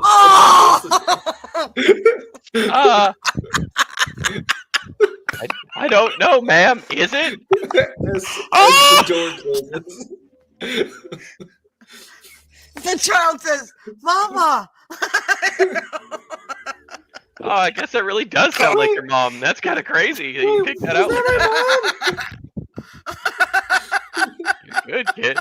You're gonna go far, especially as an orphan now. I think that's gonna really open you up to new. No, we adventuring don't. We don't know about the exact fate of the other parent in question. Oh, okay. That's a good point. I spoke out of turn. My bad. We cannot leave this. We cannot leave this woman to this horror. I mean, We must either save her or end her suffering. I guess. What was it that ripped her arm off? It looked like a tentacle. Got it. Tentacled mass. Okay. That's not concerning or anything. I'm gonna poke Gauze again. Do you know any of these tentacles? Whoa, what are you talking about? I know plenty of tentacles. Maybe you went to sort of Eldritch horror school with some of them or something? I've been to a few parties. Let me see. Goes through the door. Comes back through. Yeah, that looks pretty fucked up. Looks like some kind of curse or some shit. Definitely not our cup of tea. I love that he's literally a fucking, like, a cursed elder god, like, warlock patron. And he's, like, traumatized. Oh, I'm not saying traumatized. It's just kind of one of those things that like say you go to a restaurant, right? You're there, you know exactly what you want. You look over, okay? You see somebody and they have this abomination of a sandwich that they're eating. I'm talking, they're using tomatoes as the slices. They have ketchup packets whole, not even opened up or anything like that. Some napkins in there. It just looks like whatever did that thing, they just threw everything together and called it a day. I like a little bit more structure in my chaos. Your critique is mostly of the workmanship. For the most part, yeah. That and there's just a lot of screaming. Mm-hmm. See, usually you like, I don't know. I don't know. I just less. I mean, I have heard of plenty of gibbering mouthers. Those are lots of screams, but even that's tough.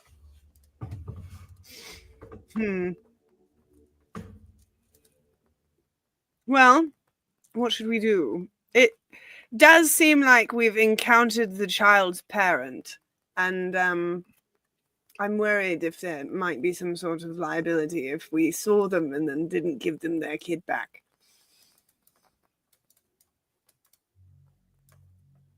Yeah. But I mean, maybe the other parents around here somewhere.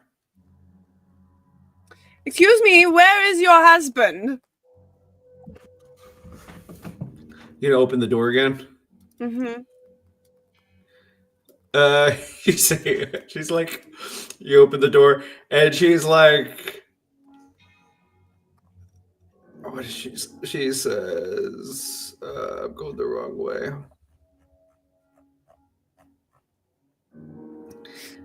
She says, Tabitha, is that you? Is that my child?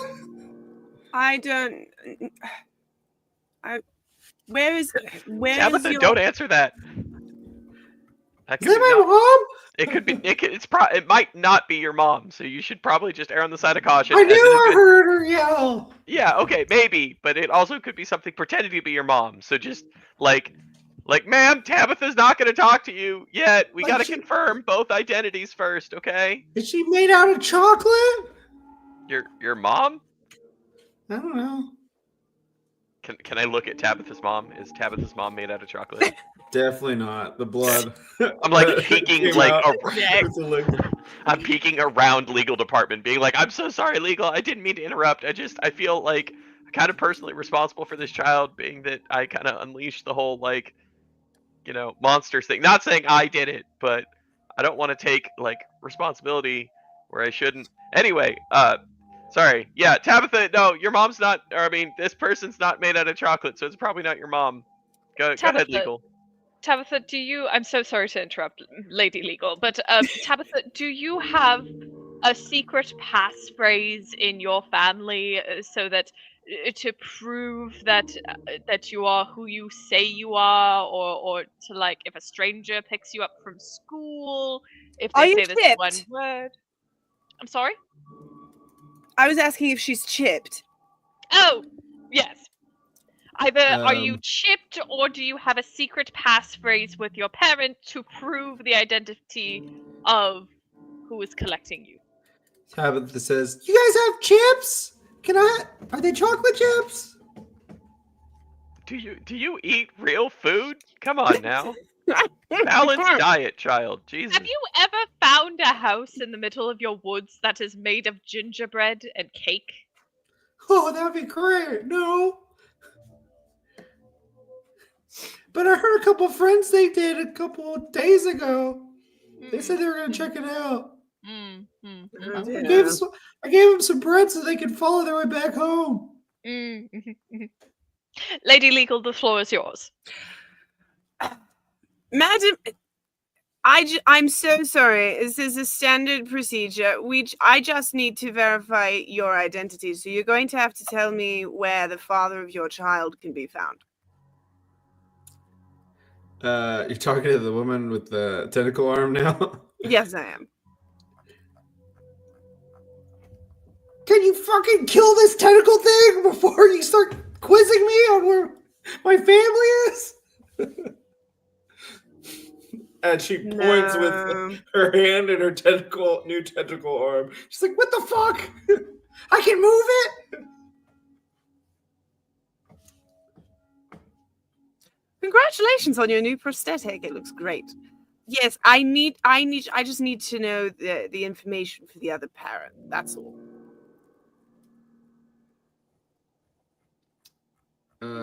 She says, what do you need to know about the other parent? Do you know where Miguel is?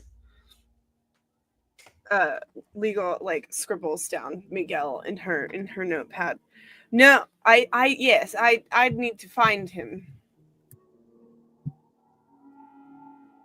What other information can you give me? Sorry.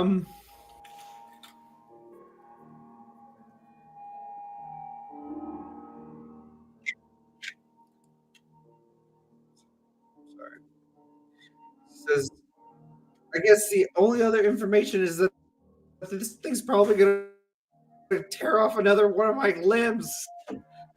Is that enough Hmm. information? Is this? I'm afraid that's not terribly many data points. Does Miguel have a surname? Citer. How do you spell that?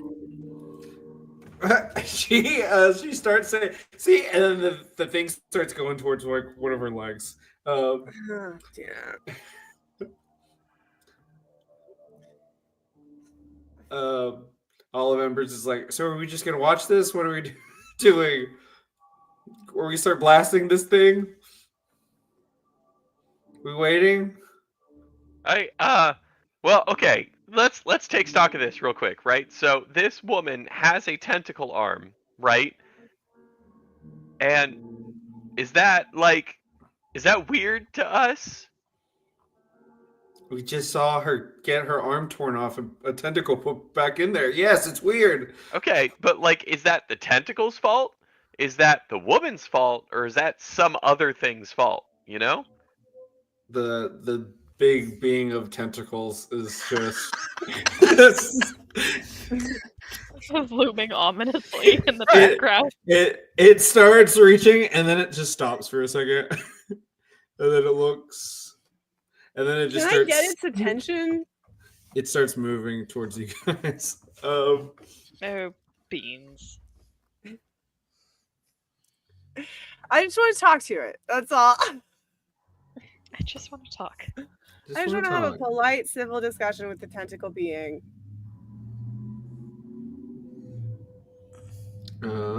It seems to want to eat flesh, right? Do we have like treats?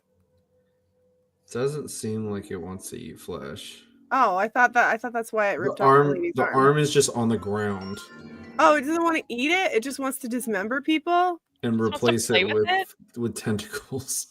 It's just bored? It just wants enrichment. It is making a tentacle.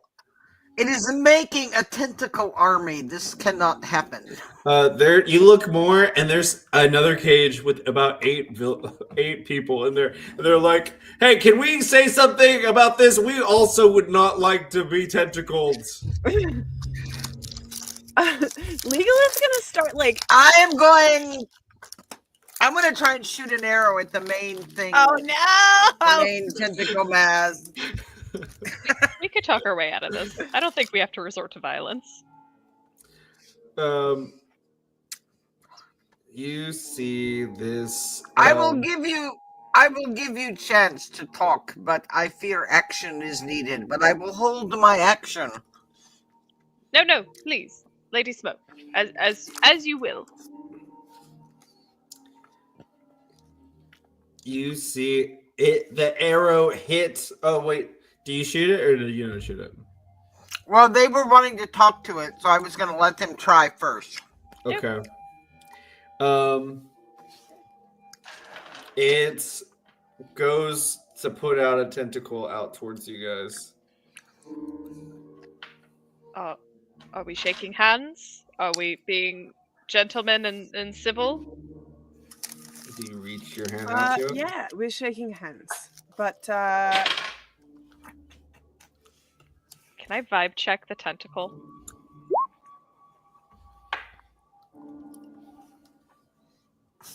Yes. How do I vibe check? What's our vibe check roll? You can make a perception. Okay.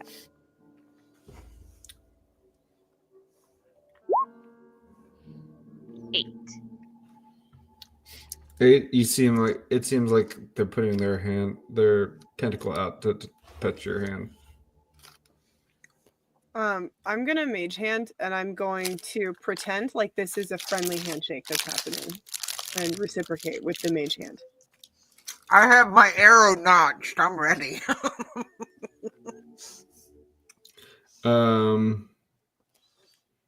It gets the hand and then kind of wraps around it for a second and then just swats it away. Aw. So, no friends or... It just thinking that you're just gonna just be messing with it with magic and stuff like that. It just starts moving back over towards the cages. I think we should shoot it. I think we do. Yes, I'm going to shoot it. Unfortunately. Okay. You just Olive says, "Okay, that's all I had to hear," and she's like, "All right, on 3." Just kidding. We all just shoot Quits it finger guns. simultaneously. Yeah, I'm ready to. Is that Okay. allowed? Can we all do? Can we just all do a ranged attack at Attack, once? right?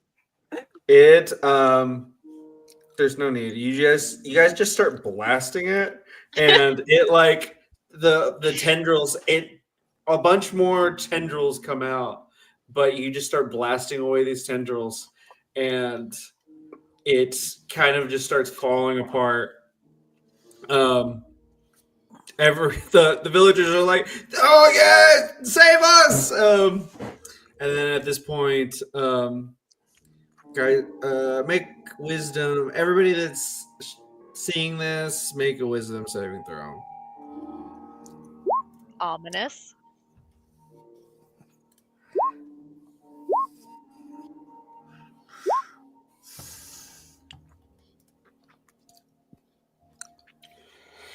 Edie, what did you do? Hell yeah, Dee Dee.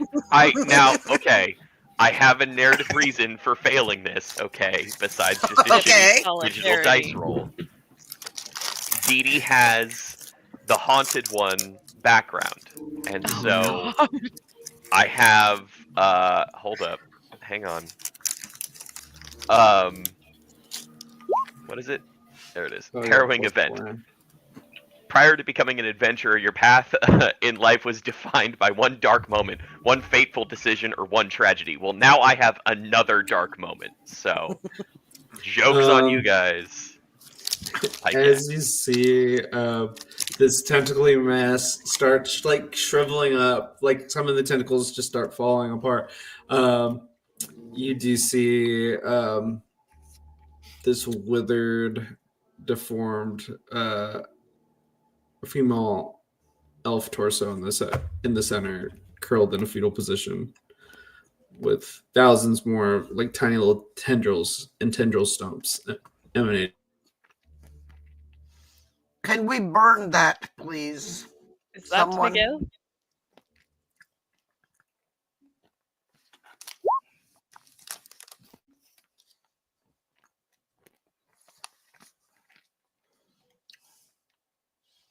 Yeah, I'm gonna burn it. Yeah.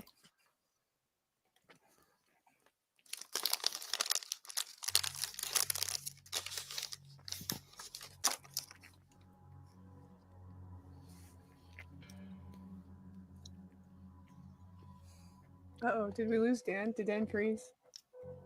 Oh no, I think Dan done froze. Dan done froze. Dan done froze. Oh no. Will, you have to be the DM now. We I'm win. the DM now. Woo! Crystal's the DM! Let's I go, am the Crystal. captain now. Yes. Let's go, Crystal. Where's my hat? They Tell me all what's die and we win. We get a free I'm level ready. up now. Yes! I'm so happy. What are we doing first? I'm not prepared. You're the captain now. You get to choose.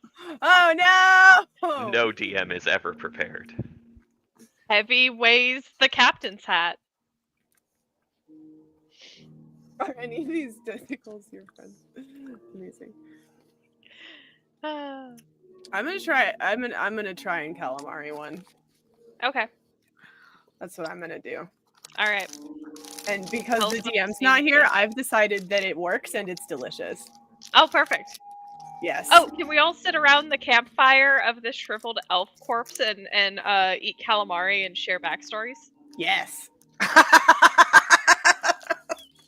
You do that. We do that. It's a bonding moment. I am drunk with power. I'm so happy for you, Crystal. I have no permissions in Roll20. This is a purely ceremonial position.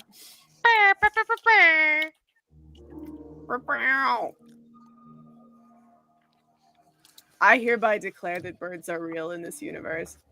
Beans. Okay. Yeah, All right. yeah, that's final. Okay. I will respect that. What's your second decree? Shit.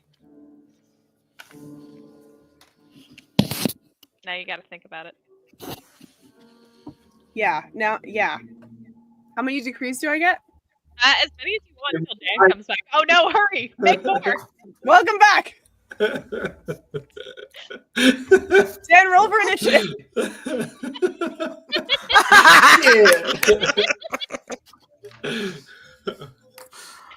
Oh, Crystal, I love you.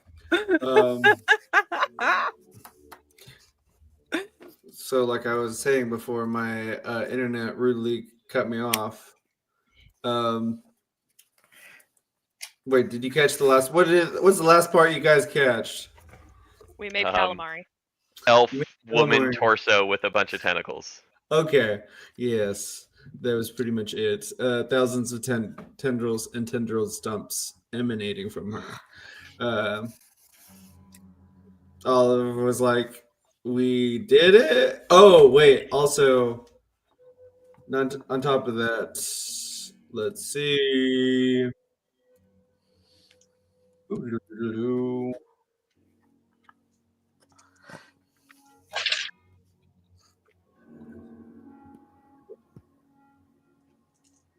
Aww.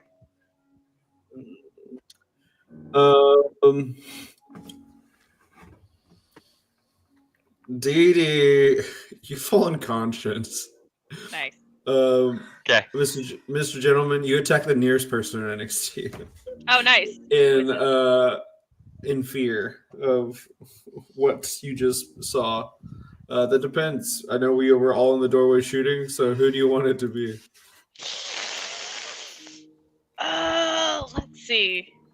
Let's see. No Cuddles. No Taryn. I don't want to shoot Cuddlesworth. You know what? For funsies, I'm gonna shoot Cuddlesworth. Thank you for your sacrifice. I feel like because he's so big, he's just the closest to everybody. Is it Yeah. Is a dirty 20 gonna hit you?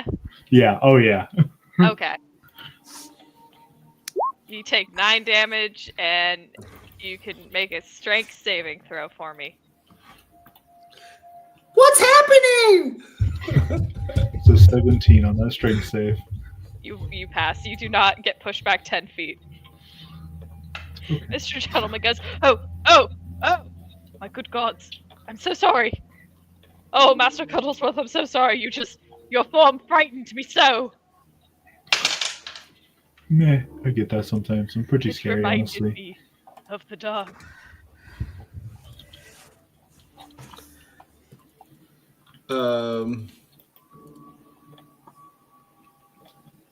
You see, Olive look at Dee Dee pass out, and Olive's like, "Is he okay?" And it's just slapping him. Oh, Dee Dee, hello, wake up. I believe he will waken with a kiss.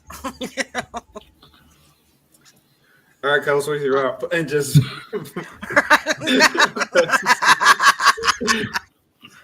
Lisa's a true wingman. Let's go.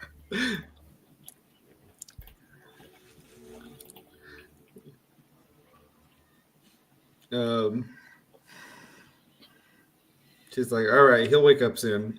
Ties him as a baby Birkin on her front. She's like, okay, I guess we save these people now. Are the tentacles on the floor gone?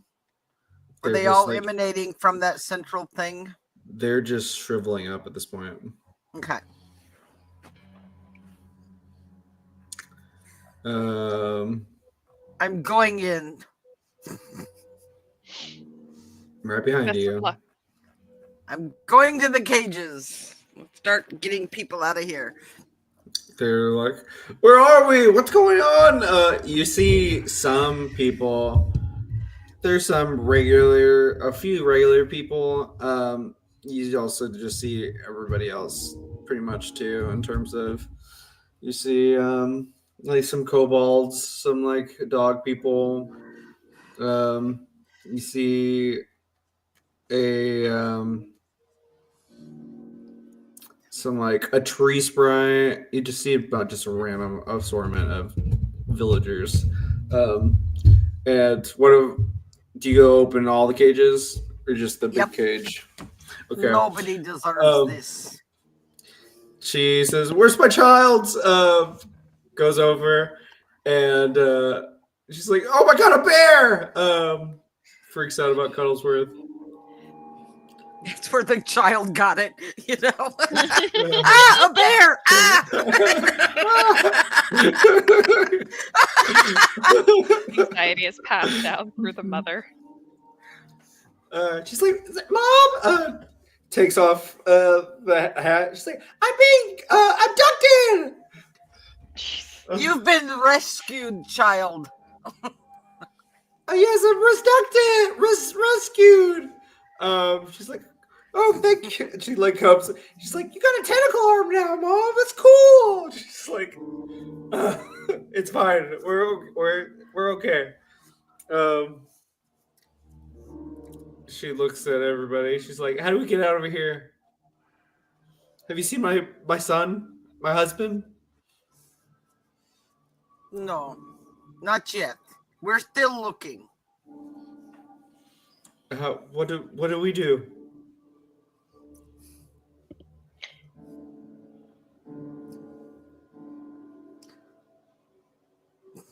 I don't know what you do.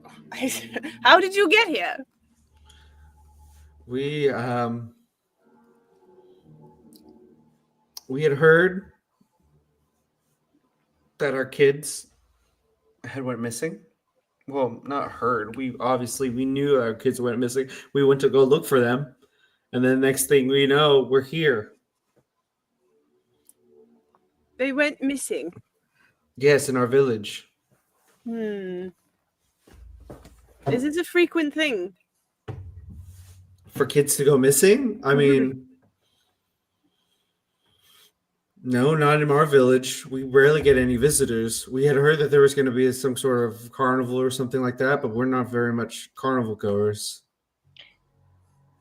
Pardon the I think interruption. this room is safe now. If you want to stay here, and we will forge ahead and try to find the others and come back. The tentacle room or this other room that you guys just came from? Probably either. Honestly. Okay, fair enough. And then when it's safe, we will come lead you out. Yes? Okay. And pray tell, where is your village exactly? The name or general location? It is. Let me see.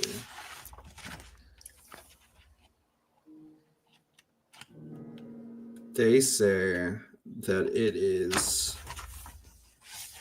Where is it?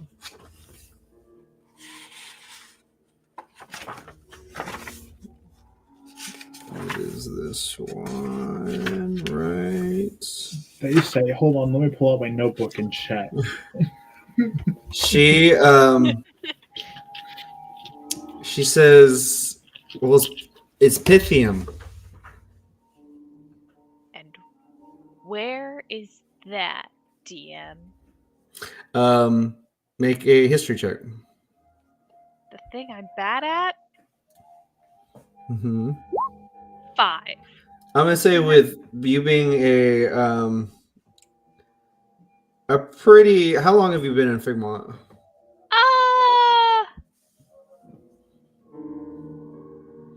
I mean, you've been there for a bit, enough to wreck some debt. For like 20-ish years, probably. Yes. So, having been there for 20-ish years, you have heard rumors of the essential ghost town of Pythium, in this kind of unofficial ward of Figmont. Mm-hmm. is practically a ghost town now because some bad shit, a lot of different bad shit went down all at the same time, and then people were like, "Yep, this place is cursed," and they all just kind of left. It's How- essentially a ward that's like it was built underground, and so there is like kind of like a little forest and things like that under there too. But I mean, they don't have any trees. I mean, they don't have any leaves. They're just kind of dead. But at the same time, they're like, it's cheap living down here. But yeah. Also, this was like the Blink doesn't really have time, like in terms of like a measurement of time. But this was long before you were born. This is like my parents telling me if I don't eat all my vegetables, then they're This going to is- send me here. This was like, no, like your grandparents saying how they had heard when they were kids about this story. Mm. And faithful villagers, what? How long has it been since you've been here? Do you know? One of them's like, a few days. Why? Oh, just Have wondering. people been looking for us? I don't know. I'm trying to find out if there's any kind of like time dilation fuckery afoot.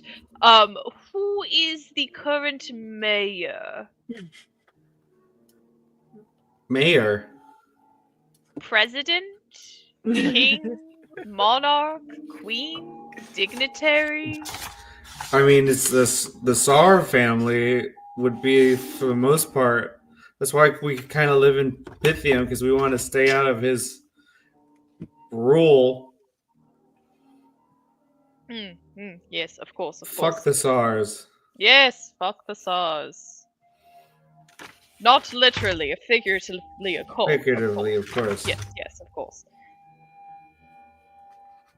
Okay, perfect. Thank you. I appreciate your time. If you ever find yourself in Figmont and you're looking for a finishing school, please keep in mind of Mr. Gentleman's School of whatever the fuck I called it before. What do you mean schools?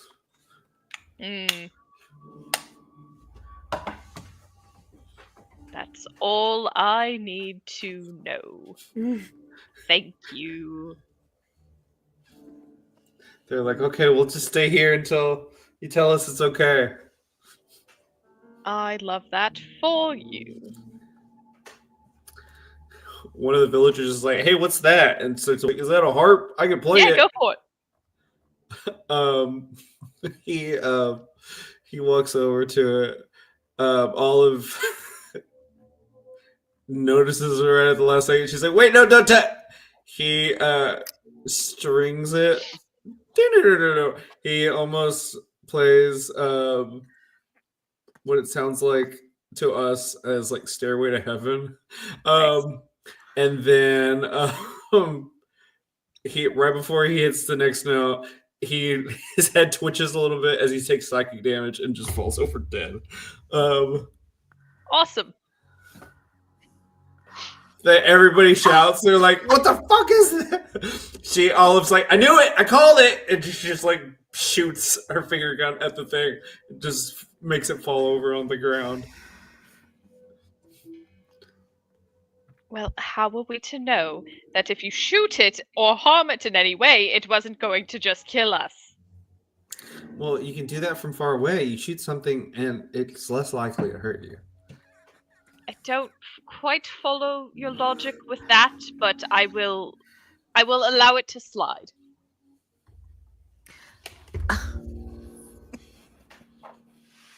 Okay. My God, what is happening right now?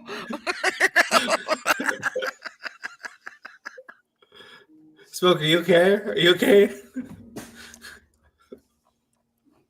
Is it the sword? Is the sword doing something to you? What? I'm sorry. I was, as Olive Embers, I was taking that as you saying, "What is happening right now?" It's like, you okay?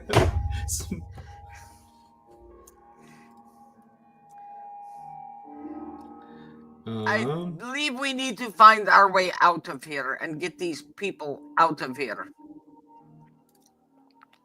Yeah? Yeah. Agreement. Yes. She's like, okay, let's just go into the next room. Yes. You guys don't touch anything. Telling the remaining 9 villagers. She's like, okay, where to next? Wasn't there a room right across the tentacle room? Was that another door? There was another door. There's a door to the left and the door straight.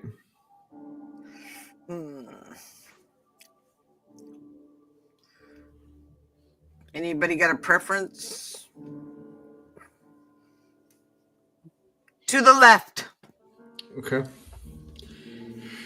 So, going to the left, you see let me pull it up. You see darkness extending in every direction. The only light source is a beam of light illuminating a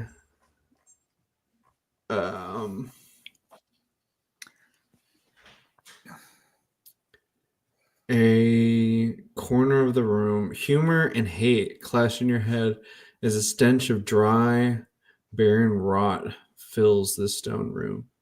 Several crates lie stacked in the corner. Glass jars rest on top of them. A man laughs in the distance. The same man weeps.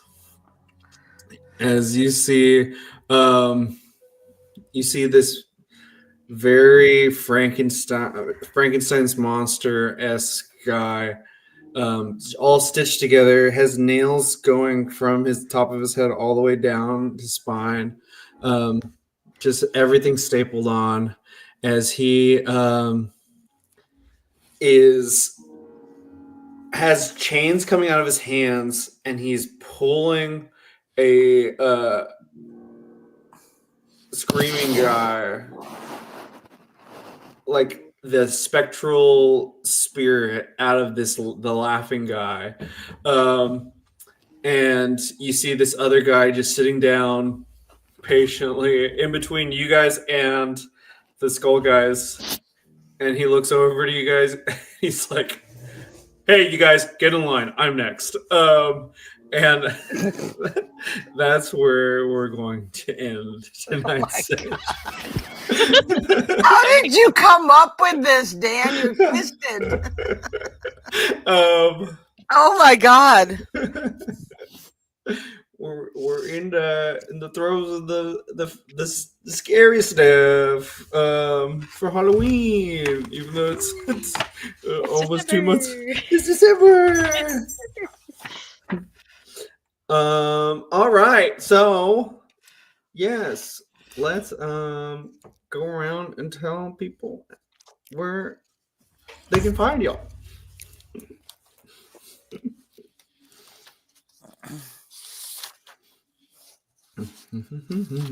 I'll go first. It's me. Okay. I'll do it. Hi, everyone. I'm Connor. I've been playing Didi, the Foodian Artillerist Artificer, and you can find me here on Halfling Wizard doing some shows. You can also find me on Vibe Tribe doing some shows, which is the affiliate channel, so feel free. I keep saying affiliate. I don't actually know if that's the right word, but nobody's corrected me yet, so it is because of that. Anyway, subscribe to both channels, and you can watch me do all the things with some of these people who are also doing some of these things at the same time, but I'll let them talk about those things that are happening at that time. Yeah. Okay, Crystal. Hi, everybody. I'm Crystal. I was playing as the legal department and then very briefly as the DM, but then as the legal department again. And you can find me right here, or you can find me in that weird gap between the oven and the countertop, but mostly here. This is a scary place. That's It a good is. place. Lisa. Hey, I'm Lisa, D&D Winter Wolf on TikTok and Discord. You can find me on Halfling Wizards channel every Monday night, either playing Wind Riders of Aria or Origins of Orlea. We will be back on the 9th for Origins. Of course, here every other Wednesday for the Liminal Blin.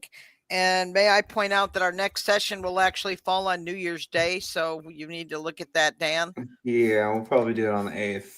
And every other Friday, you can find me on Celtic Wyvern King's channel for our Stargate campaign. And we have a wonderful, fun crossover coming up in the beginning of January. Date, we got it down to 2 dates, I think. Either the 3rd or the 6th, I think is what we're looking at. But it's going to be a charity stream, a crossover between Stargate and Orlea Origins. And it's going to be so much fun, and it will be for charity. And hopefully Taryn will be able to join us for that. A lot of fun. And I have a blast with this game. I love this. I love this group. Me Just too. saying. Fan. Y'all rock. Shucks. It's a team effort. You all rock. Hi, I'm Finn. I've been playing as Mr. Gentleman. You can catch me on our affiliate channel, Vibe Tribe Productions, every other Sunday where I DM Between the Pros, which is a 5e adventure hopping through different fairy tales. You can also find me every other Monday on Gaia Chronicles, where I play Penny Land, who is a half-elf summoner. And otherwise, you can find me at my day job giving incorrect bird facts to the unsuspecting masses.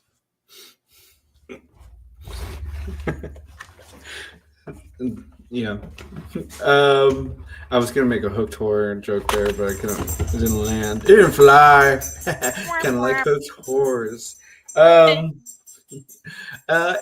I'm Dan Sebastian. I played everybody else, both Tentacle Monster and Little Kid.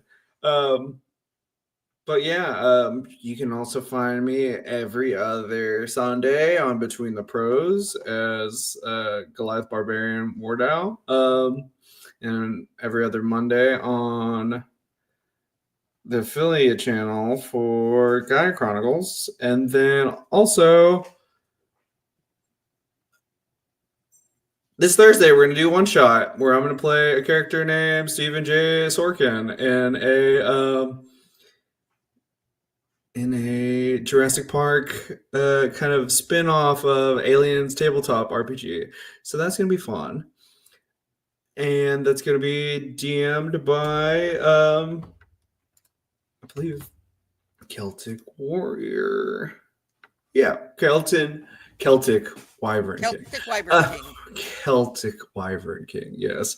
So thank you all for joining us tonight at the Liminal Blin here on the Halfling Wizard production channel. Of course, Kevin MacLeod did all the spooky things and more spooky music to come.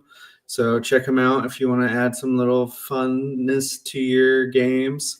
Also, like we said, check out all the things that we're doing. And also go check out the schedule for more fun things as well. If you enjoyed what you saw here and would like to know more, please give us a follow. And of course, if you enjoy the content, check out our merch store because we're always making some fun things. So yeah, all the links are located on the main page. Thank you all for joining us. And until next time, don't blink or you'll miss us. Thanks for joining us for this Halfling Wizard production. Make sure to come back again soon to see what happens next, right here where adventure comes to life.